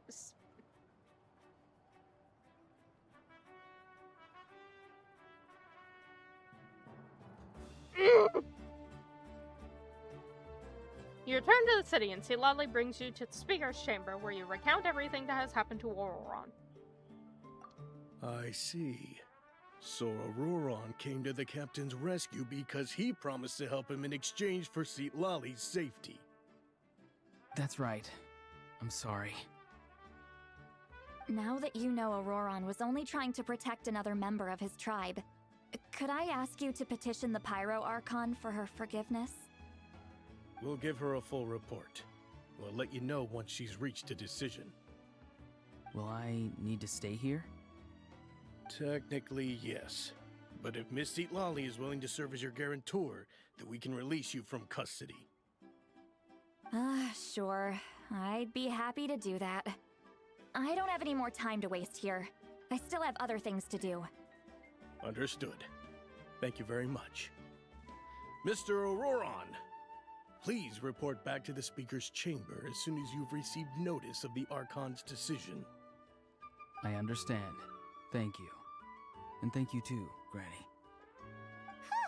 Well, at least you won't need to hide your face anymore. Hooray! He's free! Traveler, Paimon, thank you very much for your help. And don't worry, I haven't forgotten about my side of the deal. Once Auroron is settled, I'll go talk to Shilonen and get started on forging an ancient name for you. Oh, thank you! You scratch my back, I scratch yours. It's as good as done. You can just go twiddle your thumbs or something while you wait for the good news. Bye for now. By twiddle our thumbs, we mean go meet up with Capitano. Come with me, Auroron. We've got to find you a place to stay for the night. Goodbye, other Granny. This new grandson of mine is way too polite. Oh my god. I got a niece and a grandson. God. We're only in Act 3. How many more am I gonna keep collecting?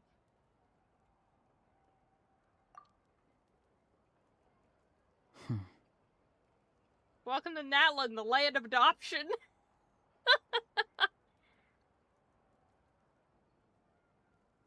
He hit us with a Never good when they hit us with a 3-dot.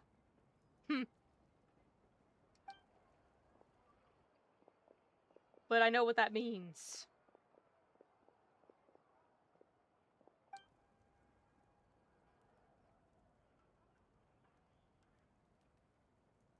What does he really want? Hell if I know. But he's my grandson now, so I'll take it. We're finally done. Alright, it's time to find some grub. No, don't tell Paimon. Stop telling her shit. Huh? What is it, Traveler? What? The captain? This is why we can't tell you shit. Keep your voice down, god damn it. Sorry. Paimon just didn't see that coming. So you really saw him in the Night Kingdom? And he didn't attack you? Oh, that Auroron, what is he up to? He sounded earnest enough just now. Paimon would have never guessed anything was happening. All that stuff about protecting Seat Lolly and being forced to help the Fatui when he's actually been a willing accomplice all along. Don't jump to conclusions. Because that's what we... Because here's the other thing. I've said this before. Not all of the Fatui are bad, okay? I know their main goal at the end of the day is to get the Gnosis. And that is true. But, take Arlecchino, for example, right? Totally chill. Totally chill. Formal meetings, and a whole thing of being like, hey, I'm from this nation too. Everyone's gonna drown. I don't want to see that happen. And actually going through the effort of trying to help people with that. So,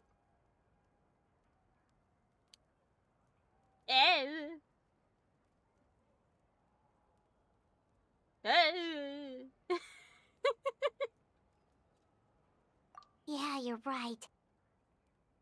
Still, Paimon appreciates you telling her about this. Paimon will support your choice no matter what, so if you want to go, we can go together. We still have another whole day before the meeting, so we'll just meet with them when the time comes. Oh, we have a day? I wasn't aware of that. Because they didn't tell me.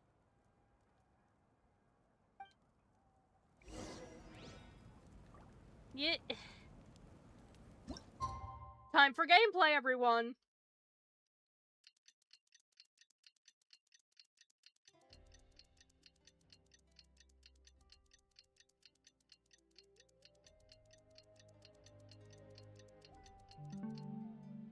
Riveting. There's no need to exchange pleasantries. It's rather pathetic to force a conversation.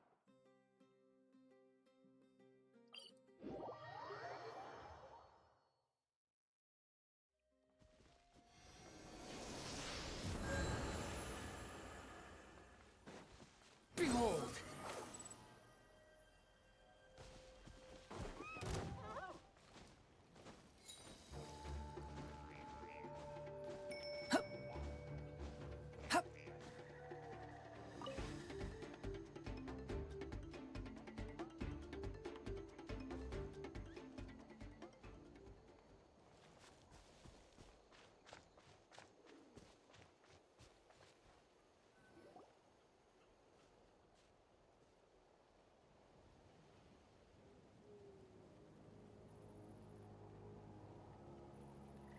Weird. Paimon doesn't see anyone. Oh, please don't let this be a trap.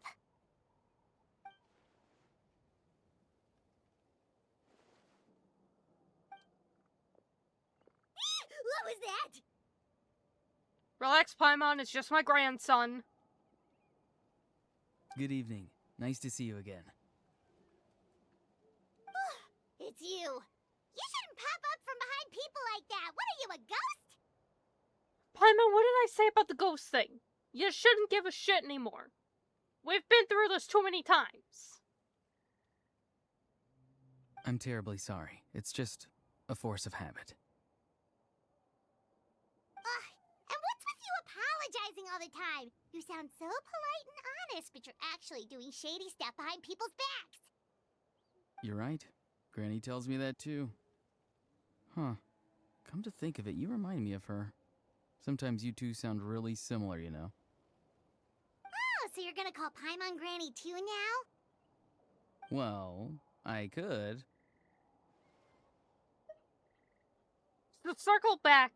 Why am I here?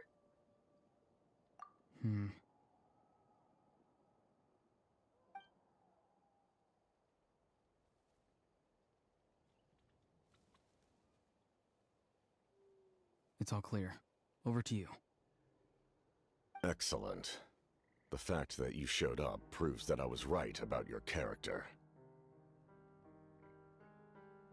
Buddy, I just want some info. I'm very confuzzled. Yet, there's been a lot of talk about you. Child told me that you're passionate about the unknown and willing to take risks. Rather than facing you as an enemy, I would much prefer to bring you to my side. Look at that. Child saying good shit about us. Which is another thing. Child's actually really fucking chill. Aside from that stupid stint he pulled in Liyue, the man's been chilling. Like, we met him in Inazuma one time for an event, and he was like, look, man, I'm trying to find Riku. Because he was trying to look for him at the time, but at the same time, he was also like, I'm just gonna chill with Yoimiya. You know, get some stuff for my siblings. Then we go to Fontaine, and he's like, buddy, I'm just here for vacation. And then he got thrown in jail. But for the most part, he was just trying to chill. He's honestly, like, not that bad. He fought us one time, and then after that, he was just like, we're buddies now, we're comrades, don't even worry about it. If we allow the current state of things to continue, we will inevitably clash. And that's a scenario that I'd very much like to avoid. I've long heard of your exploits across the nations. Though you have crossed swords with my colleagues many times, I know that you are by no means an unreasonable person. And once you've learned the truth that the Pyro Archon Malwika would never willingly share with you, you may just find it in your heart to consider my proposal. Okay, well, can you get to that truth? I gotta, like, speed things up a bit. I assume you've already been informed of the Pyro Archon's plan. In order to defeat the Abyss and save Natlan, she still needs 2 more heroes to appear. Wait, how did you know that? Never mind. Guess that's not important now. I've long kept a close eye on her plan. To be frank, it's an exceedingly risky plan. Will the heroes really appear? And even if they come to her, will their power be enough to drive the Abyss back? If any part of the plan goes awry, all of Natlan, even all of Teyvat, will pay for her mistakes. Now, you may have been led to believe that this is the only plan available to her. But what if I told you she's had another emergency plan all along, the details of which she has chosen to keep hidden from you? I would say she has a backup plan, and that's a good idea to have. An emergency plan? Yes. A way to keep Natlan intact, even if her original plan fails. But given the painful cost of its execution, she has chosen to keep it as a mere backup plan. Which, again, good idea to have. Whether this stems from hesitation, fear, or even naivete, I cannot say. But Natlan cannot afford to wait until she comes to her senses. My fear is that given the enormity of the decision, she will be reluctant to confront the dire reality we face until it is too late. There will be no time left to execute the backup plan, and all of Natlan will be lost to the Abyss. We have to make the decision for her, here and now. Okay, but before I make that decision here and now, I'd like to know what the backup plan is, so that I know what I'm getting into. Yeah, do you have any evidence for all this? Just telling us a bunch of scary stuff isn't enough, you know. Besides, wasn't it you who tried to seize the Gnosis for the Tsaritsa plan?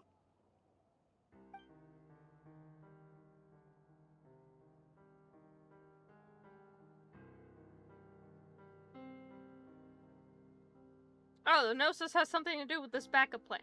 Probably, maybe. I don't know. Be great if you told me. I knew you'd be clever enough to see. That's right. I did not seek the Gnosis for the Tsaritsa. Since I was defeated in battle, I must put to rest my thoughts about the Gnosis.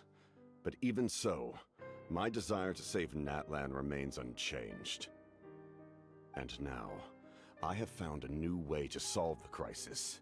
We can implement it immediately if we reach an agreement.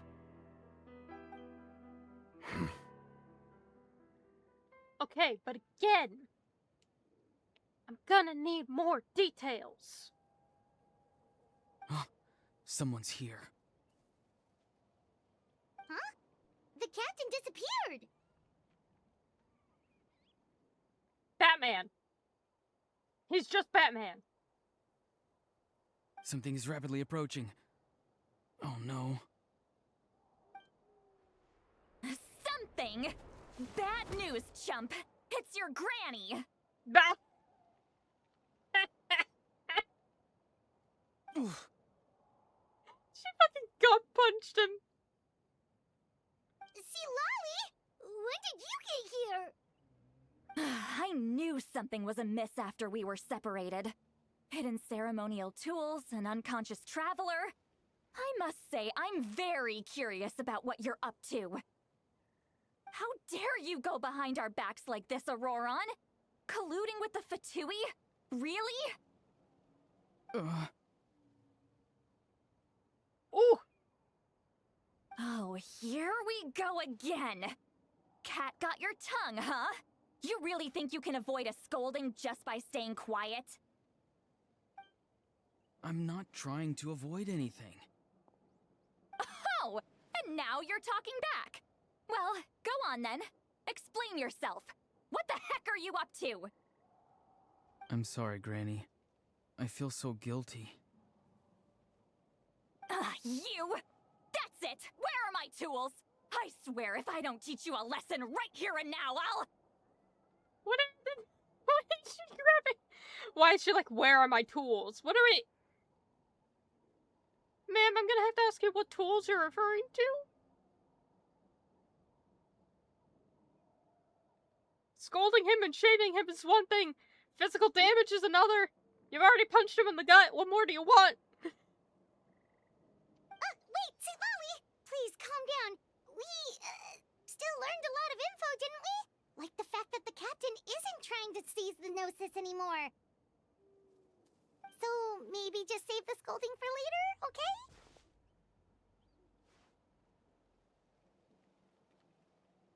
Gonna have to step in.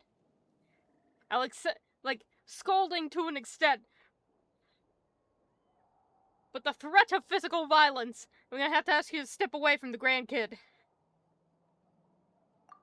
Listen well, Auroron. You're only getting out of this now because of the Traveler's plea. This isn't over. You hear me? You're right, Traveler. Let's go. We can discuss this more back in the city. You two keep an eye on Auroron for me, okay?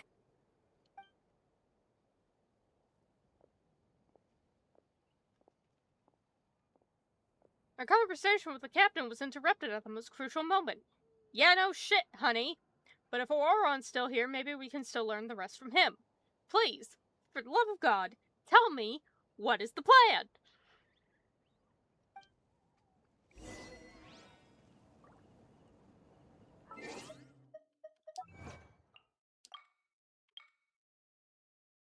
The general in his labyrinth.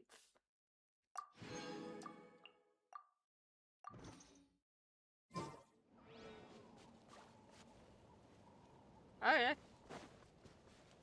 What does the Minotaur have to do with this?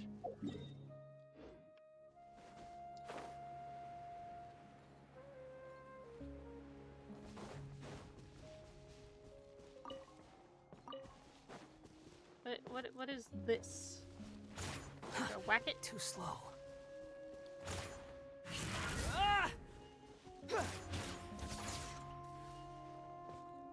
No clue. Quit I'm gonna get some corn.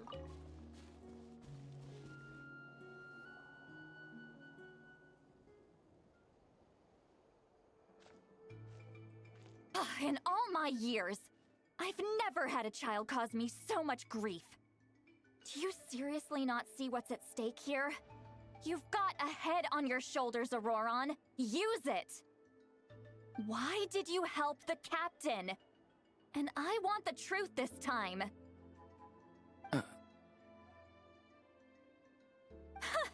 No answer? Think you're being smart? Then let me ask a different question. What does the captain want?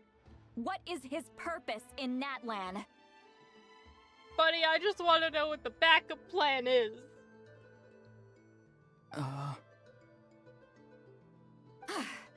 Really? You're just going to stonewall me?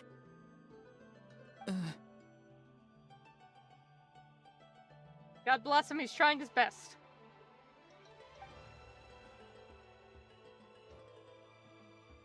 Just use your brain for a second. What do you possibly stand to gain by helping the captain? Only endless trouble awaits you and everyone in the tribe. You've always been a good kid. Why would you throw that all away now? If you're worried about something, just talk to me.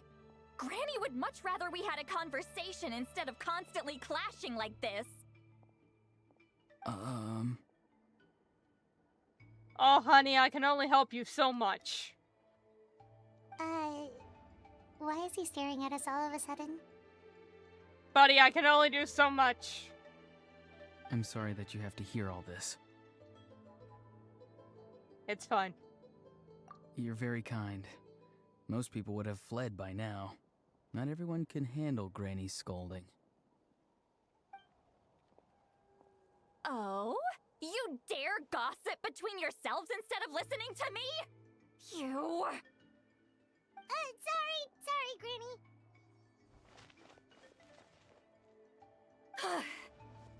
Sorry, Granny. Sorry, Granny. You know what? Fine. I'm perfectly aware that everything I say goes in one ear and out the other.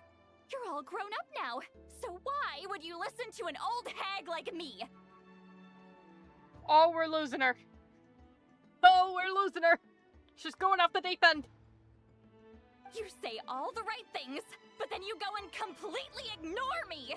Well, if that's how you're going to treat me, you can stop sending Aoife over to my place to deliver your stupid vegetables! I don't need anything from you! Ooh! Who's Aoife? A delivery person? That's his bro. That's his fucking bro, I know that much. That's irrelevant. The point is, he hangs out with this kid, so he must be no good. You kids get to a certain age and suddenly act like you know it all. There's nothing I can say to get through to you. Auroron, if you're still thinking about that so-called duty, then please, just forget about it. The ley lines did not fall to this state because of you. And we've long closed the book on that incident. Lore! There's fucking lore! Seems they've started talking about some kind of tribal history. Paimon's starting to get lost. Deep lore! Grandchild lore! That's not it, Granny.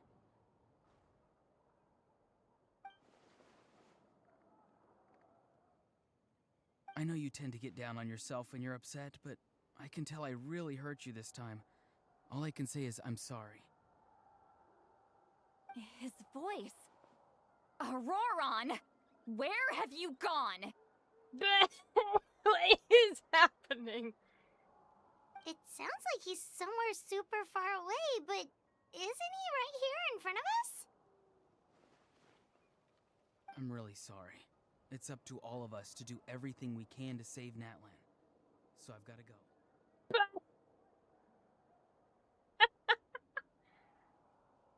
bitch teleported! Get back here this instant! Auroron! What is this? Powder from plant spores? Is that the trick he used? What just happened? How was he able to suddenly get so far away like that?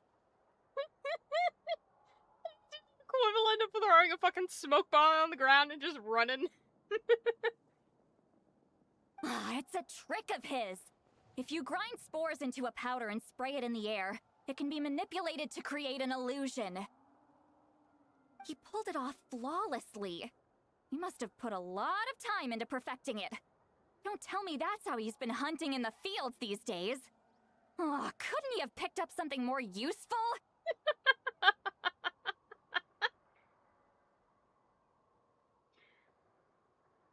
Little brat. That's it. The next time we meet, I'm definitely going to break his legs.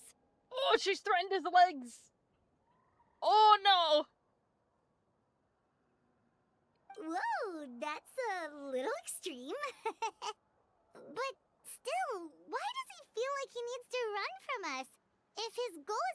to protect Natlan, then can't we work together?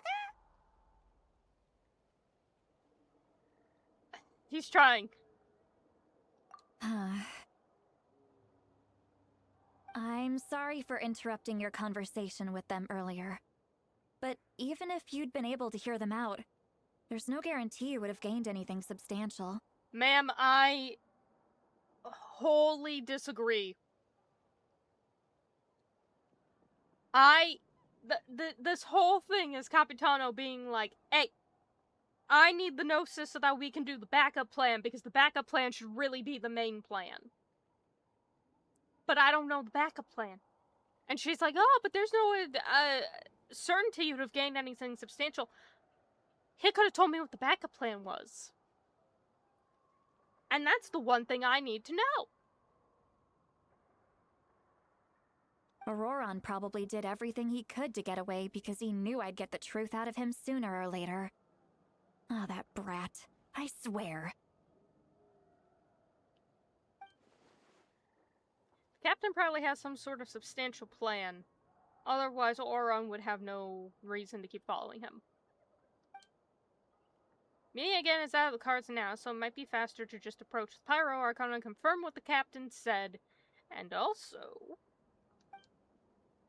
I can tell that Auron's stubbornness has hurt Lolly deeply. I need to find a way to comfort her.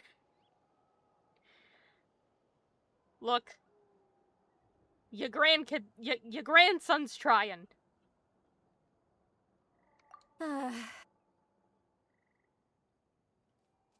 We've got quite a long walk back to the city. Let's take our time. It'll give me a moment to figure out how to explain all this.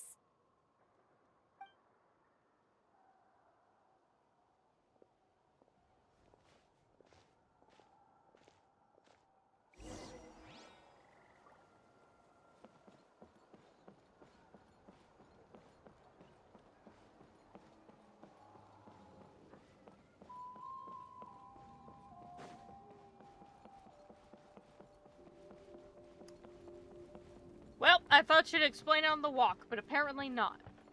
This is just the thinking time.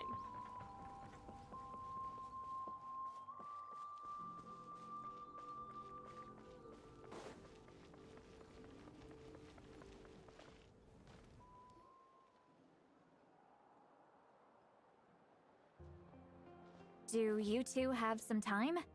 Feeling hungry? How about we get something to eat? Dangerous offer with Paimon around. Alright, it's been a while since we last ate. Now that we can relax, Paimon just realized how hungry she is. Then let's go. We can find somewhere to sit down and talk. Food and drinks are on me. And Paimon can pay for her stuff. How did this become Paimon'sville? Paimon, she's in distress. See, Lolly looks quite down on herself. Alright. It's on Paimon this time. What's one meal to the best guide into that? That's better. So you can just sit back and enjoy, Sweet Lolly. Paimon will take care of it. Hey, come on now. You won't even let me take you out for some food and drinks? I just wanted to treat you to a meal. Are you sure? We can save you some Mora. Mora is the least of my concerns. Besides, we're definitely due a meal after all the time we've spent together. Let me get this one.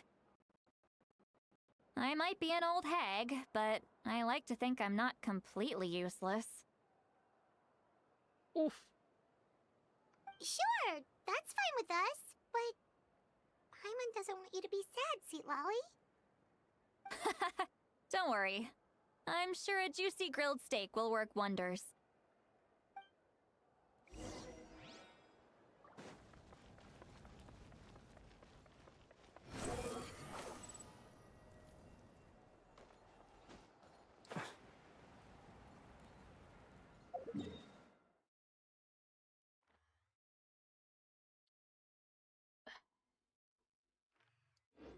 This door.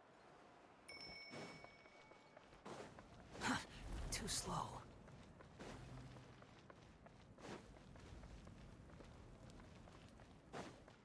My God, she's learned how to read a map.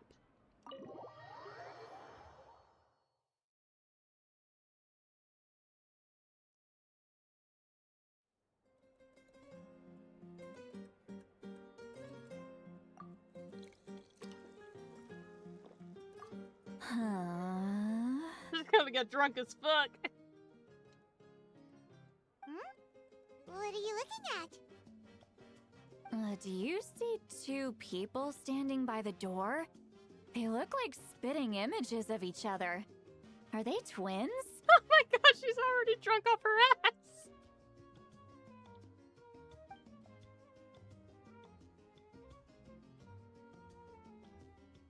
But Paimon only sees one person there. Oh, we're losing her. Huh? How could that be? I guess my mind isn't as sharp as it used to be. Give me another bottle, boss! Do you think she's drunk? I'd be surprised if she wasn't. There you go, miss. Oh my, it's not every day you get to see Granny Itzley here with some friends. Not to mention ones who've made a huge name for themselves recently. Oh, so you've heard of us? Of course I have. Aren't you the ones who saved Kachina and brought her back? No wonder you hit it off with Granny Sitlali. She wouldn't spend time with just anybody, you know. I don't even remember the last time I saw her with a new friend. Wait, so you call her Granny too? Well, given our ages, it'd probably be more accurate for me to call her my great-great-granny. She's one of the most famous people at the Masters of the Nightwind. Most days, hardly anyone even dares talk to her. Yeah, she outed herself the moment she started speaking to us. She said, hey, you know the trope where someone's really old, but looks super young? And it was like, ma'am, you have sealed your fate. At least she's self-aware. Huh? Gossiping about me right in front of my face now, are you, Chonka? Oh, please, Granny, I wouldn't dare. I'm just beyond happy to see you bring over some new friends. After all, any friends of our regulars are sure to be great customers too. All right, that's enough. Go on now. I'm sure the other customers would like to talk to you as well. There's no need to keep staring at me. I promise I'll keep my alcohol down until I leave. Well then, you have my thanks. We're gonna walk out of here and she's just gonna throw up so hard.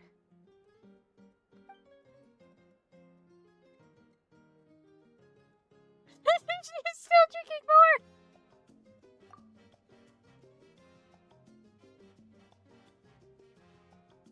Oh, she's just chugging it.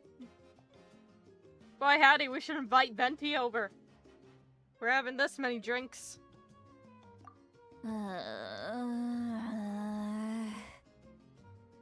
We lost her. Sitlali? Sitlali? Drunk as fuck. Who's that? You got some gall calling me by my first name. Let me guess. You want to test your skills against Granny Eatsley, don't ya? Are you still with us, Sitlali? You're kinda talking to no one. God bless her, she's trying her best.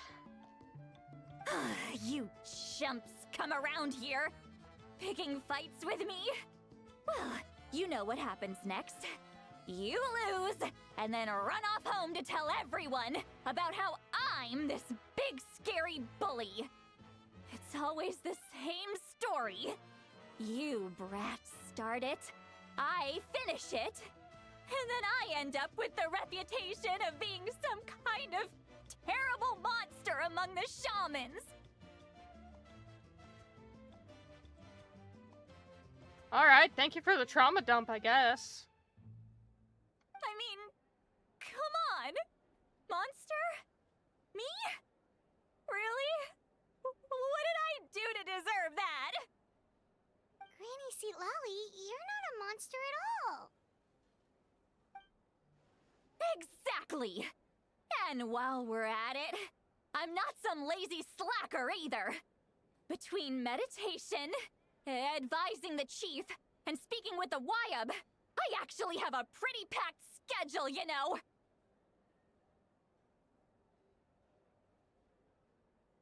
Ma'am, you're out here doing the one does not simply symbol right in front of my face while drunk off your ass. I'm gonna need you to sit down. Oh yeah. And I have to mentor all the new kids. Hey, new kid. Yeah, you. Oh shit, me. Yes, I am new. Don't play dumb. Didn't I teach you how to find phlogiston? You see? I know my stuff. I'm a good teacher. You tell him. Yes, thank you. Thank you for your teachings, ma'am. Thank you. Praise be. That's more like it. About dang time someone showed me a little respect. Yeah, Granny's a hard worker, all right. You can always rely on old Granny. Granny's drunk AF.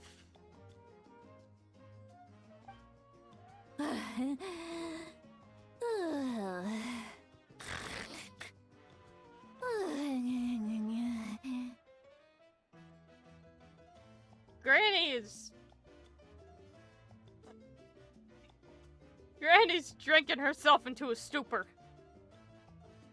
Did she just fall asleep with her eyes open? Oh, jeez. Behind this pitch-black curtain, a chapter of hatred reveals itself. Behind the smoke. The lingering smoke. Ah, she's meditating again. She does this whenever she's had a few too many drinks. Her mind's actually racing at this point. It's quite the opposite of sleep.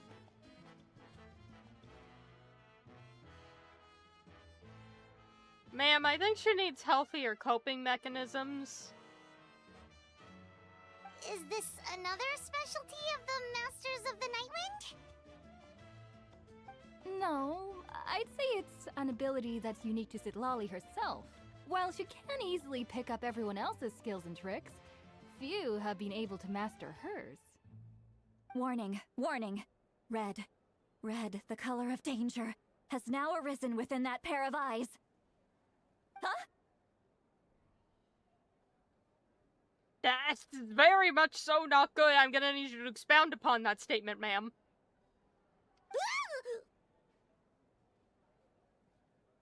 Sila, are you cool? Traveler? Paimon? What's wrong? I'm gonna hurl. Hey, outside of the tavern. Hang on, just keep it in. Phew. Okay, it's passed. That was a close one. You had Paimon worried. Paimon really thought you were about to barf all over the table just now.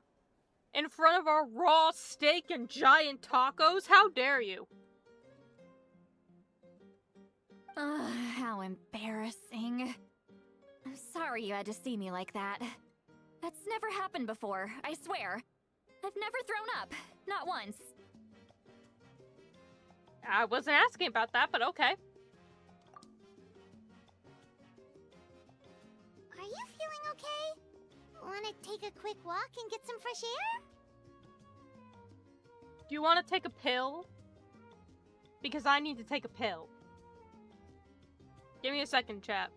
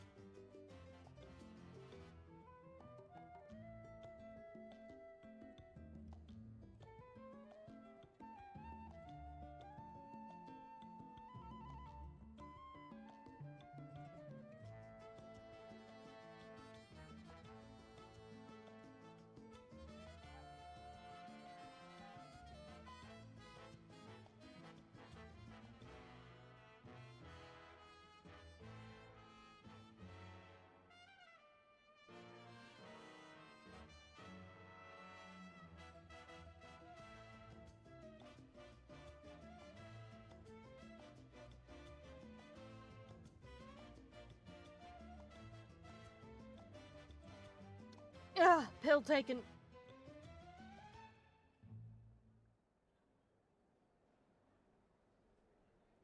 Ugh. Always a struggle. For one who must take the pill with only water, and is notoriously bad at taking pills with only water. Ugh. What's my life come to?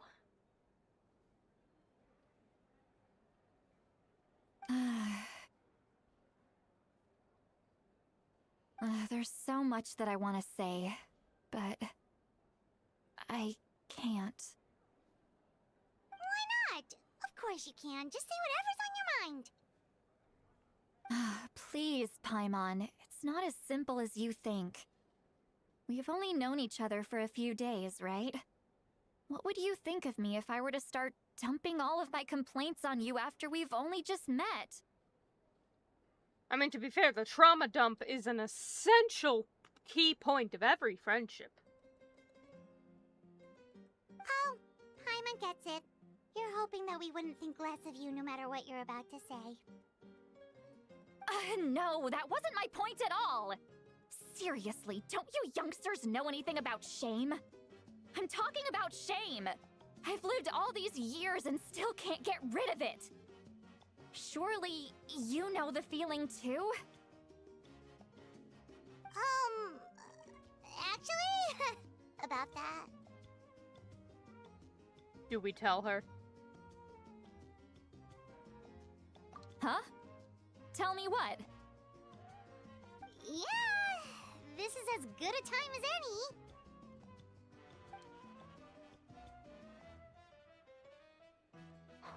All right, ma'am.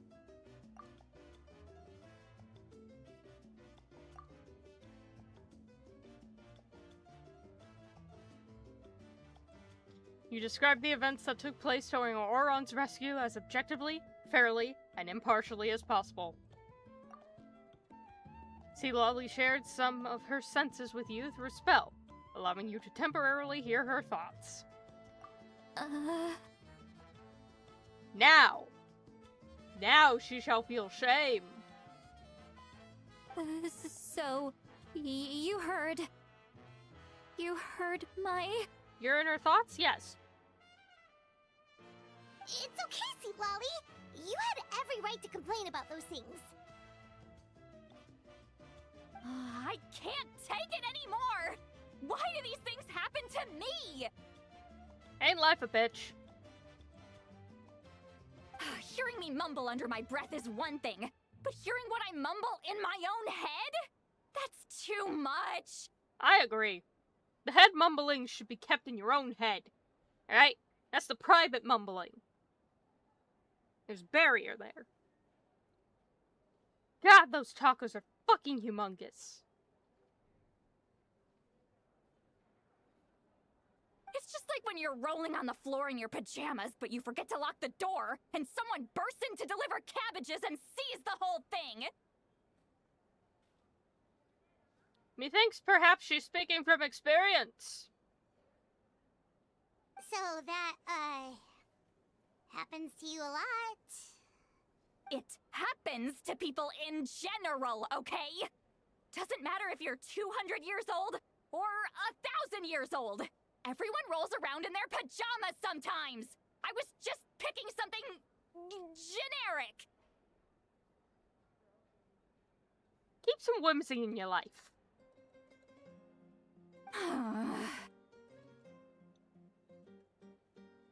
Her self-esteem's been fucking shattered.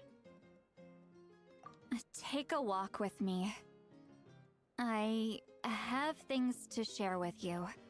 Yeah, we lost her again. Looks like she's completely given up.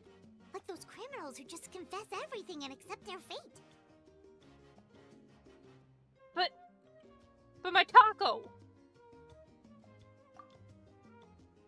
My taco!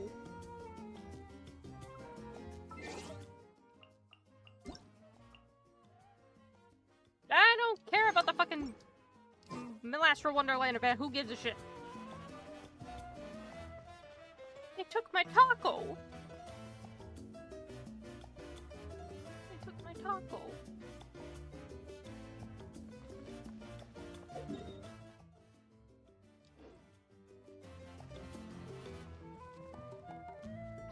just sitting. Little guys. You don't take a nap right there.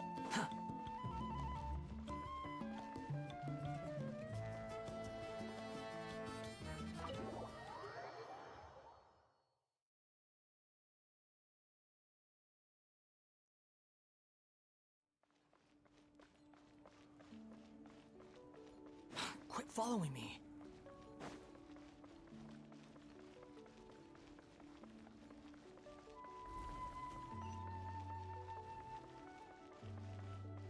It's on top of me.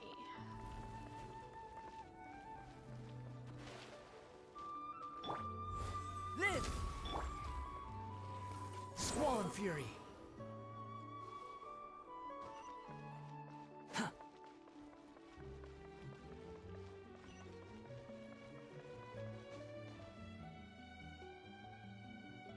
Well, great view, right? I love coming here by myself. Wow, it's beautiful! Pretty. You're making me want to cry. Oh no, what do we do? Please don't cry! I was an expression, okay? A figure of speech. I'm just... embarrassed. Here you are thanking me. Even after you helped me all this time. Don't mention it. We do it every goddamn day. Let's just have a casual conversation. It's easiest that way. Really? You don't seem like the kind of person who keeps things casual.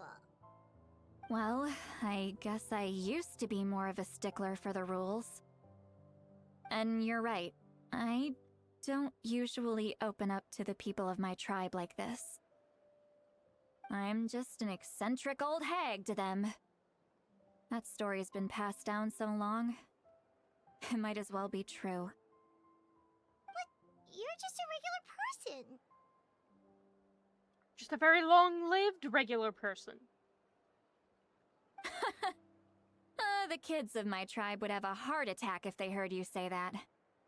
Granny Eastley is a powerful figure. Be careful around her. That's what they'd say.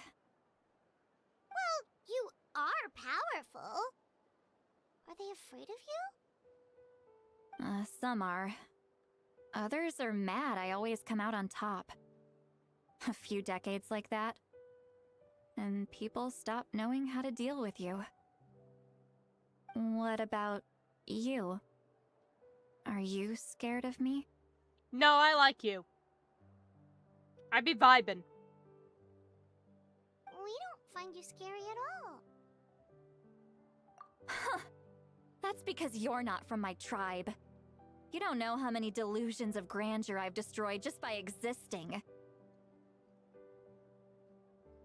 I make people realize that no matter how hard they work, they'll never become a living legend like me.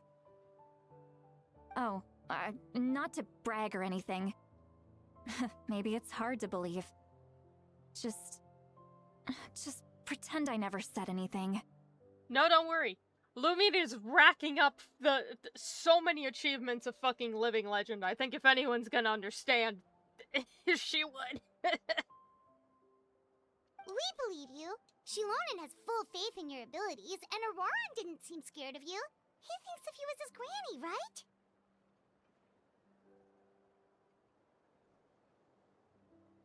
Yes, but Auroran's a special case. Mawika already told you about her plan, and you've given so much help to Auroran and me. You deserve to learn the full truth.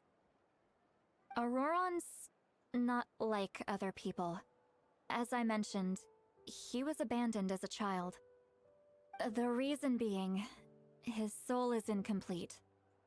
The Masters of the Nightwind view this as a bad omen, capable of bringing about illness and misfortune. I'm sorry, you're gonna have to elaborate on incomplete souls? Yeah, fuck? no one knows who his parents were. He was just left on a rock in the wilderness. It's a miracle he wasn't devoured by some wild beast. The Masters of the Nightwind believe they can see human souls, and in Auroron's incomplete soul, they saw a possibility for Natlan. A possibility to turn Auroron into a vessel for lost souls. Is that the contingency plan, or, like, what are we doing? The ceremony would allow lost souls to gather within him. Auroron would then be sent to the Night Kingdom to return the souls to their rightful place, strengthening the ley lines and completing the ceremony. Wait, that doesn't sound right. Yeah, would he not just die? Now you see the problem. When damage occurs to the Night Kingdom, the souls held within disperse and remain adrift, unable to find a way back to the ley lines. This loss of souls damages the Night Kingdom even further. The ceremony can send back countless souls at once, which would benefit the Night Kingdom and the souls themselves. Of course, the vessel, Auroron, would be sacrificed in the process. Well, this sucks. I wasn't surprised the chief at the time came up with the plan. The ley lines were already in a terrible state. A suitable candidate for the ceremony appears, and now you have the chance to make things better. Of course you're going to take it. When the chief asked for my opinion, I didn't give my approval, but I didn't object either. So they went ahead with the ceremony. It failed, and Auroron escaped with his life. Pathetic, isn't it? By not objecting, I basically gave them the go-ahead. Maybe they didn't have my explicit approval, but it's not like I did the right thing. If the ceremony was successful, Auroron would probably be dead. Yeah, that's a heavy one. Of course, in my tribe, death is rarely something to fear. But what kind of message would we be sending by sentencing a newborn to death? By using a human life as a tool? It's not right.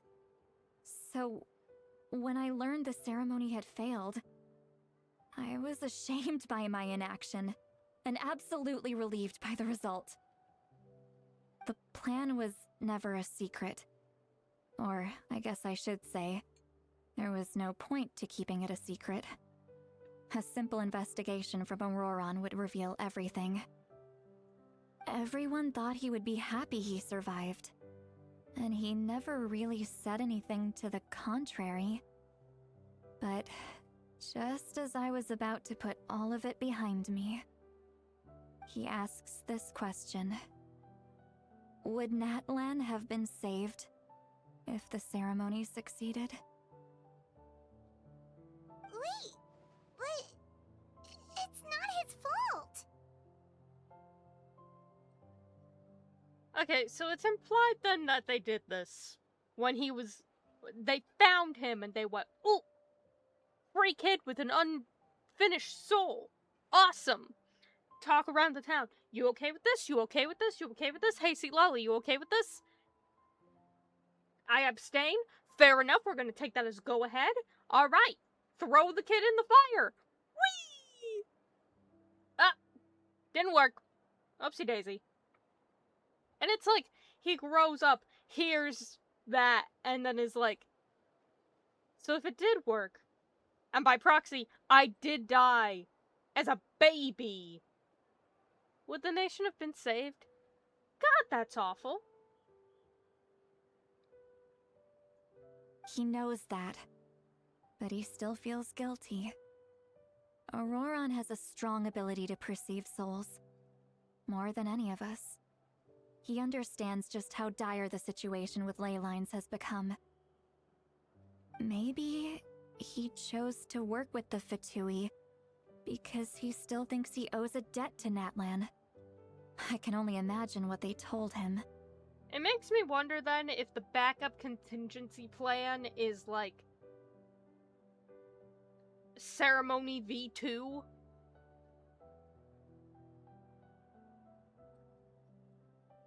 Traveler, didn't the captain say he found a way to solve the crisis? Maybe that's what brought Auroran into this. Anyway, we can't just let things go on like this. We have to convince him to come back! You don't look so good, Seatlolly. Maybe you should head back and get some sleep.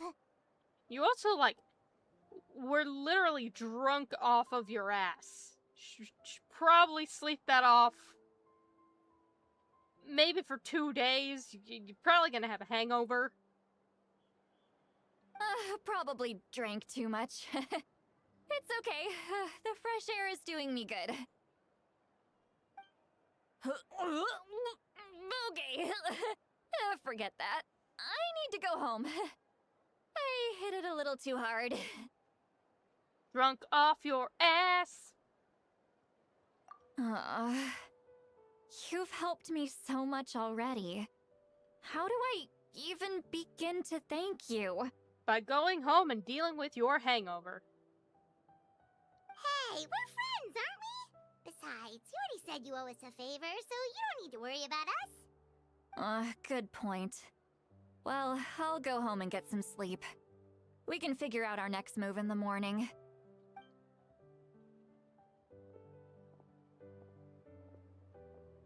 Friends.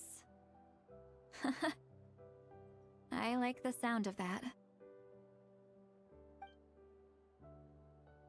Oh, Auroran's probably back with the captain, don't you think? I love her. You mean about the backup plan? Do you really believe what the captain told us? No clue. But she should know, and by proxy, I want to know. Yeah, you're right. We should just go to her directly. But she's probably asleep. We can find her first thing in the morning. For now, let's... go to bed. Mood.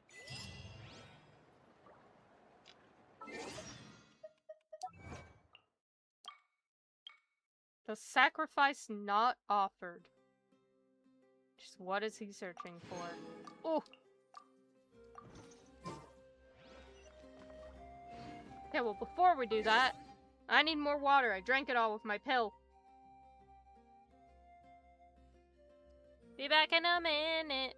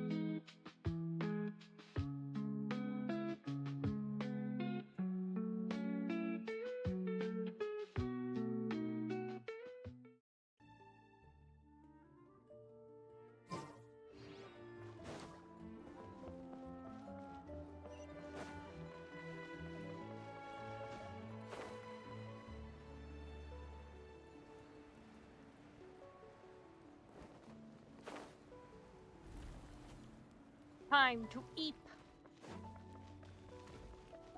My favorite time of all.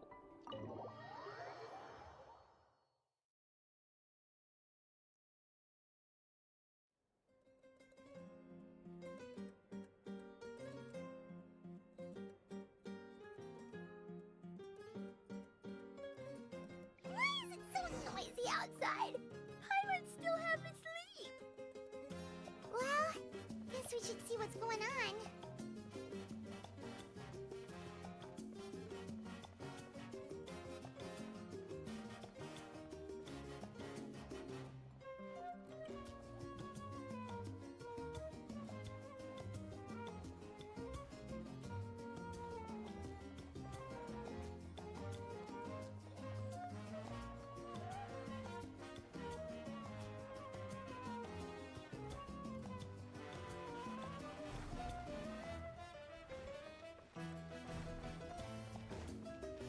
What's all the commotion, Eddie? I'm trying to get some goddamn meat. Too slow. Disturbing me.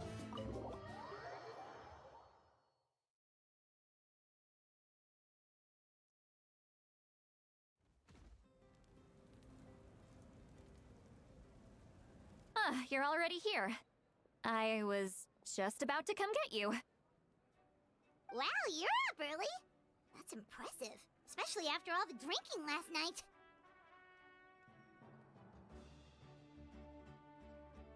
If you're referring to the Eep, a little soon. If you're referring to the pill, I already took it.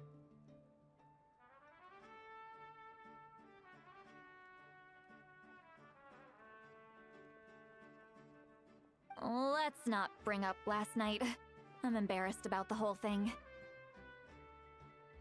Anyway, I was also woken up by the commotion. Looks like all the warriors from the stadium are on the move. By God, they're moving in droves. Just look at them all. Such a commotion.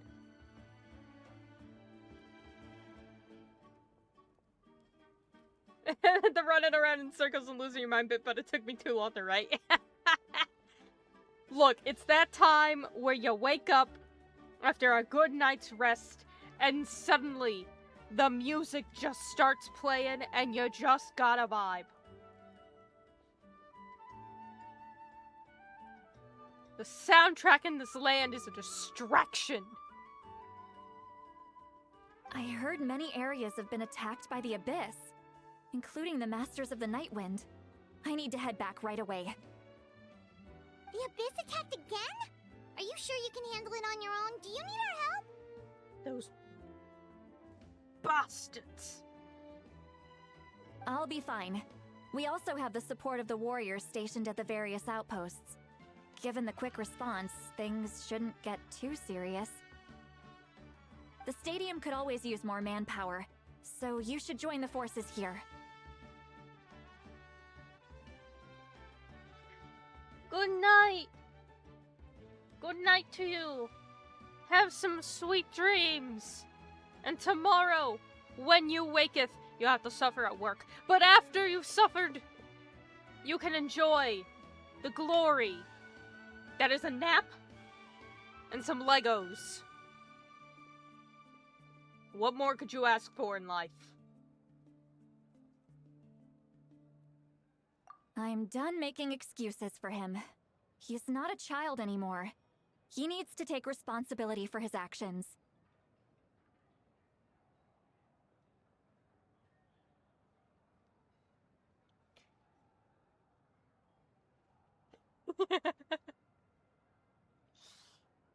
Who could ask for more? The joy of Lego. Your grandma and your friends get your nana blocks instead of Legos.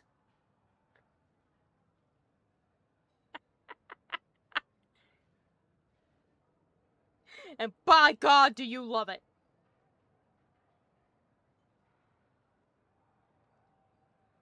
It's true, he's not a child anymore. He's in his 20s. He must take responsibility.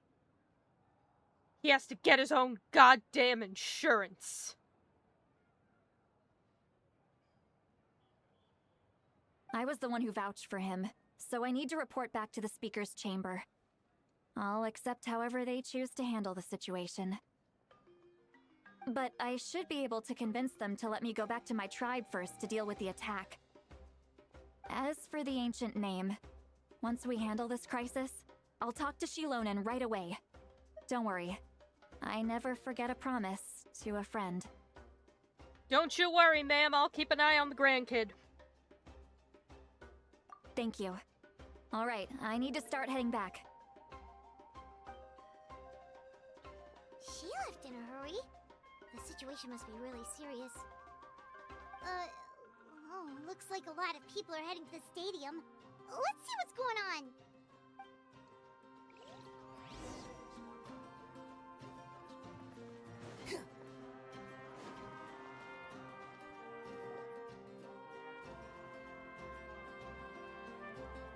Traveler, over here! Perfect. Our star Outlander has appeared. Oh, you're all here! But, what's with the whole Star Outlander thing? Just my way of saying how awesome you are. We've got a real emergency on our hands, so this is the perfect time for you to show off your skills. What tragedy hath befallen this land now? Alright, but can we get a quick rundown of the situation first? The Abyss suddenly attacked the Collective of Plenty, the Masters of the Nightwind, the Children of Echoes, and a number of our camps and outposts in the wild. Damn, they just went for it, didn't they? Yes, and the attacks are increasing in frequency. The tribes have plenty of defenses, so they're safe for now, but I can't say the same for the adventurers and merchants stuck in the wild. Chaska and I have been searching for survivors and treating the wounded. We just got back, but we need to head out again soon. I plan on heading back to the Collective of Plenty, just in case my tribe needs me. What about you, Mualani? Where are you gonna go? I'll go help the Children of Echoes. They're the closest, so I can start fighting right away. What about you guys? We could go together. I need to go speak with the Archon. Yeah, that does sound important. No worries. Just leave the Children of Echoes to us. And the other two. Who knows? Maybe yours truly will have the Abyss on the run by the time you're finished. That would be pretty great, actually. I hope my tribe gets through okay. It'll be fine. Your tribe doesn't do all that bodybuilding for nothing. Let's part ways here for now. And most importantly, be careful, everyone. I feel like that warning is gonna fly out the window in 10 minutes. Oh, and some of us need to avoid getting contaminated by dangerous-looking substances. That will make my job a lot easier. Koichi, do we really have to do this now? It's alright. She's just looking out for everyone.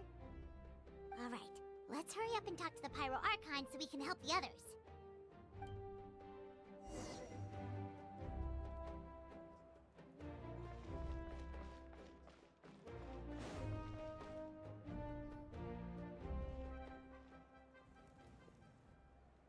Oh, it's you two. As you can see, things are not looking good right now. People across Natlan are in danger. Yeah, so about that, I need to talk to you about your backup plan. Look, I'm very interested in your recent adventures, but this is not a good time. So we'll have to keep our conversation short. So, Capitano.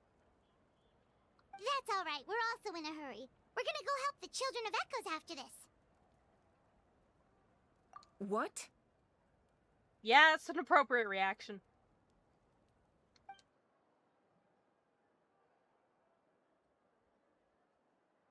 So he thinks my plan is too risky. He thinks I'm being stubborn. Well, I don't know whether or not to agree with him, because I don't know what the goddamn plan is. I shouldn't underestimate the Fatui's ability to gather intelligence. The Gnosis does have that function, but there's more to the story. I will answer you honestly, but you must help me keep this a secret. I can use the power of the Gnosis to save Natlan, but it comes at a heavy price. The Gnosis would drain all the souls and memories from the Night Kingdom and weave them into a giant net, which would surround the ley lines and protect them against abyssal corrosion. Wait, you can use souls to weave a net? But does that mean... The concept of a net! Oh my goodness! The foreshadowing. 10 out of 10. Amazing.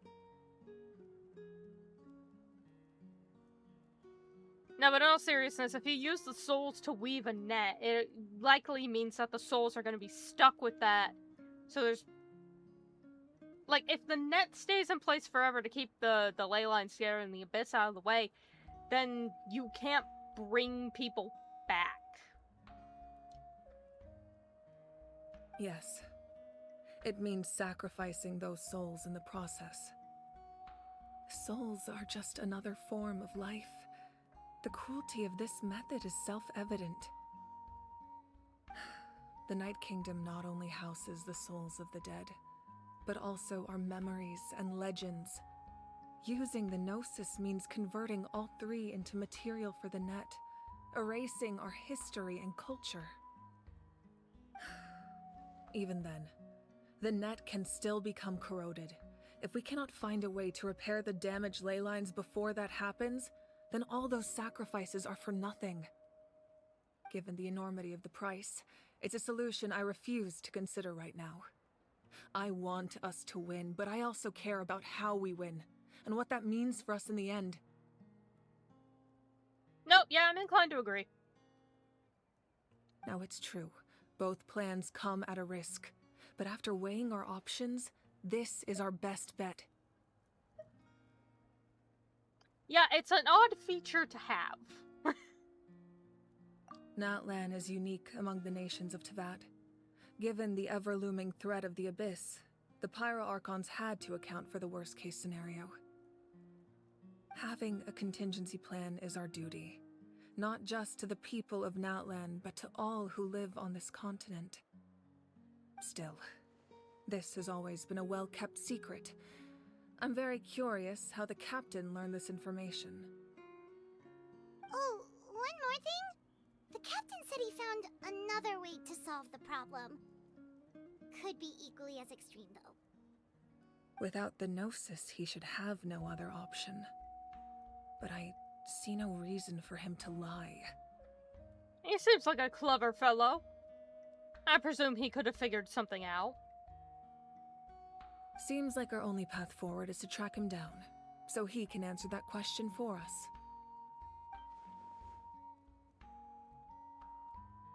Figuring out the captain's supposed new way of saving Natlan is the key. Judging by your expression, you must have doubted me, even if just for a second. Nah, you're good. Not even a little! We would never... Wait, what are you talking about, Traveler? Look, man, shit be weird, okay? We've been thrown off by Archons before, alright? You have the tiniest little bit of doubt, but, like, overall, you're good. Just as expected. I appreciate your sincerity. Maybe it was out of caution, anxiety, or simple curiosity, but know this. No matter what, our goal remains the same. We both want to save the people of this land. So now that you have your answer, do you still doubt me? You scared Paimon. You've really got a lot of guts, Traveler. That's a good thing. Oh, and feel free to call me Mawika. It's what all my friends call me, and I like it that way. Archon of the people. That's all. As for the captain, the intelligence officers we assigned to the Fatui should be back soon. We'll get our answer then. That's great! Sounds like we just have to wait a little longer.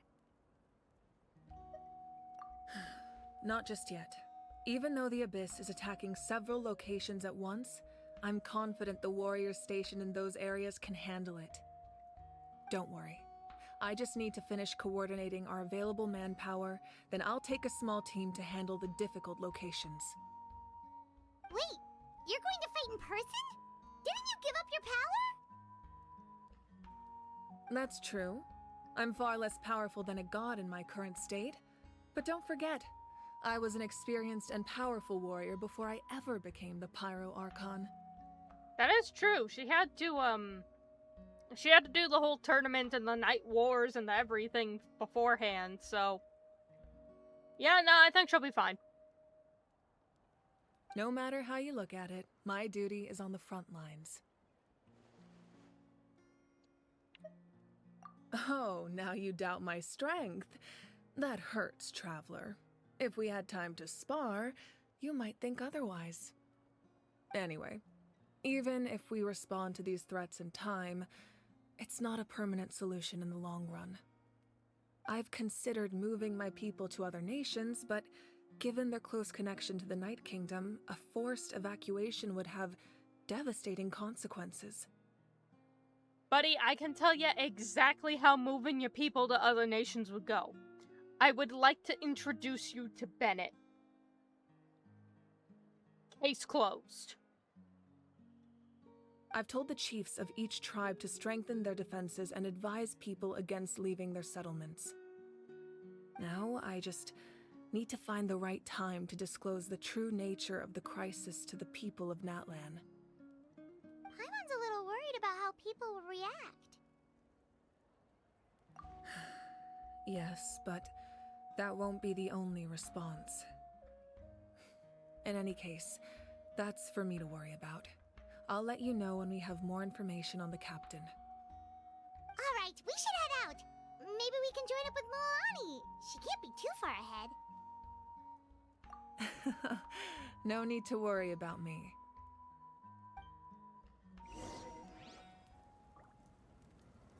Alright.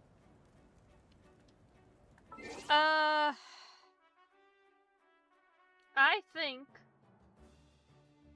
I might end the stream here. Because, like I said from the jump, I am very tired. And that's not just, like, mentally. The tiredness is really physical. More than anything. And, like, I need to sit up straight. And I've, like, slowly been slouching throughout the stream. And it has now gotten to the point where it is, like, painful for me to sit up straight. Ugh. Then my hands are still cramping a little bit from all the crocheting and the sculpting and the painting, so even though the controller has mostly just been sitting on the table the whole time, even just pressing the button with how it's, like, lying down is... it's getting to me, so... I think I will end it there, but... Thank you for stopping by. It is very much appreciated. I wish you all a wonderful night and the sweetest of dreams. Thank you for stopping by, and I shall see you next time. Good night, everyone.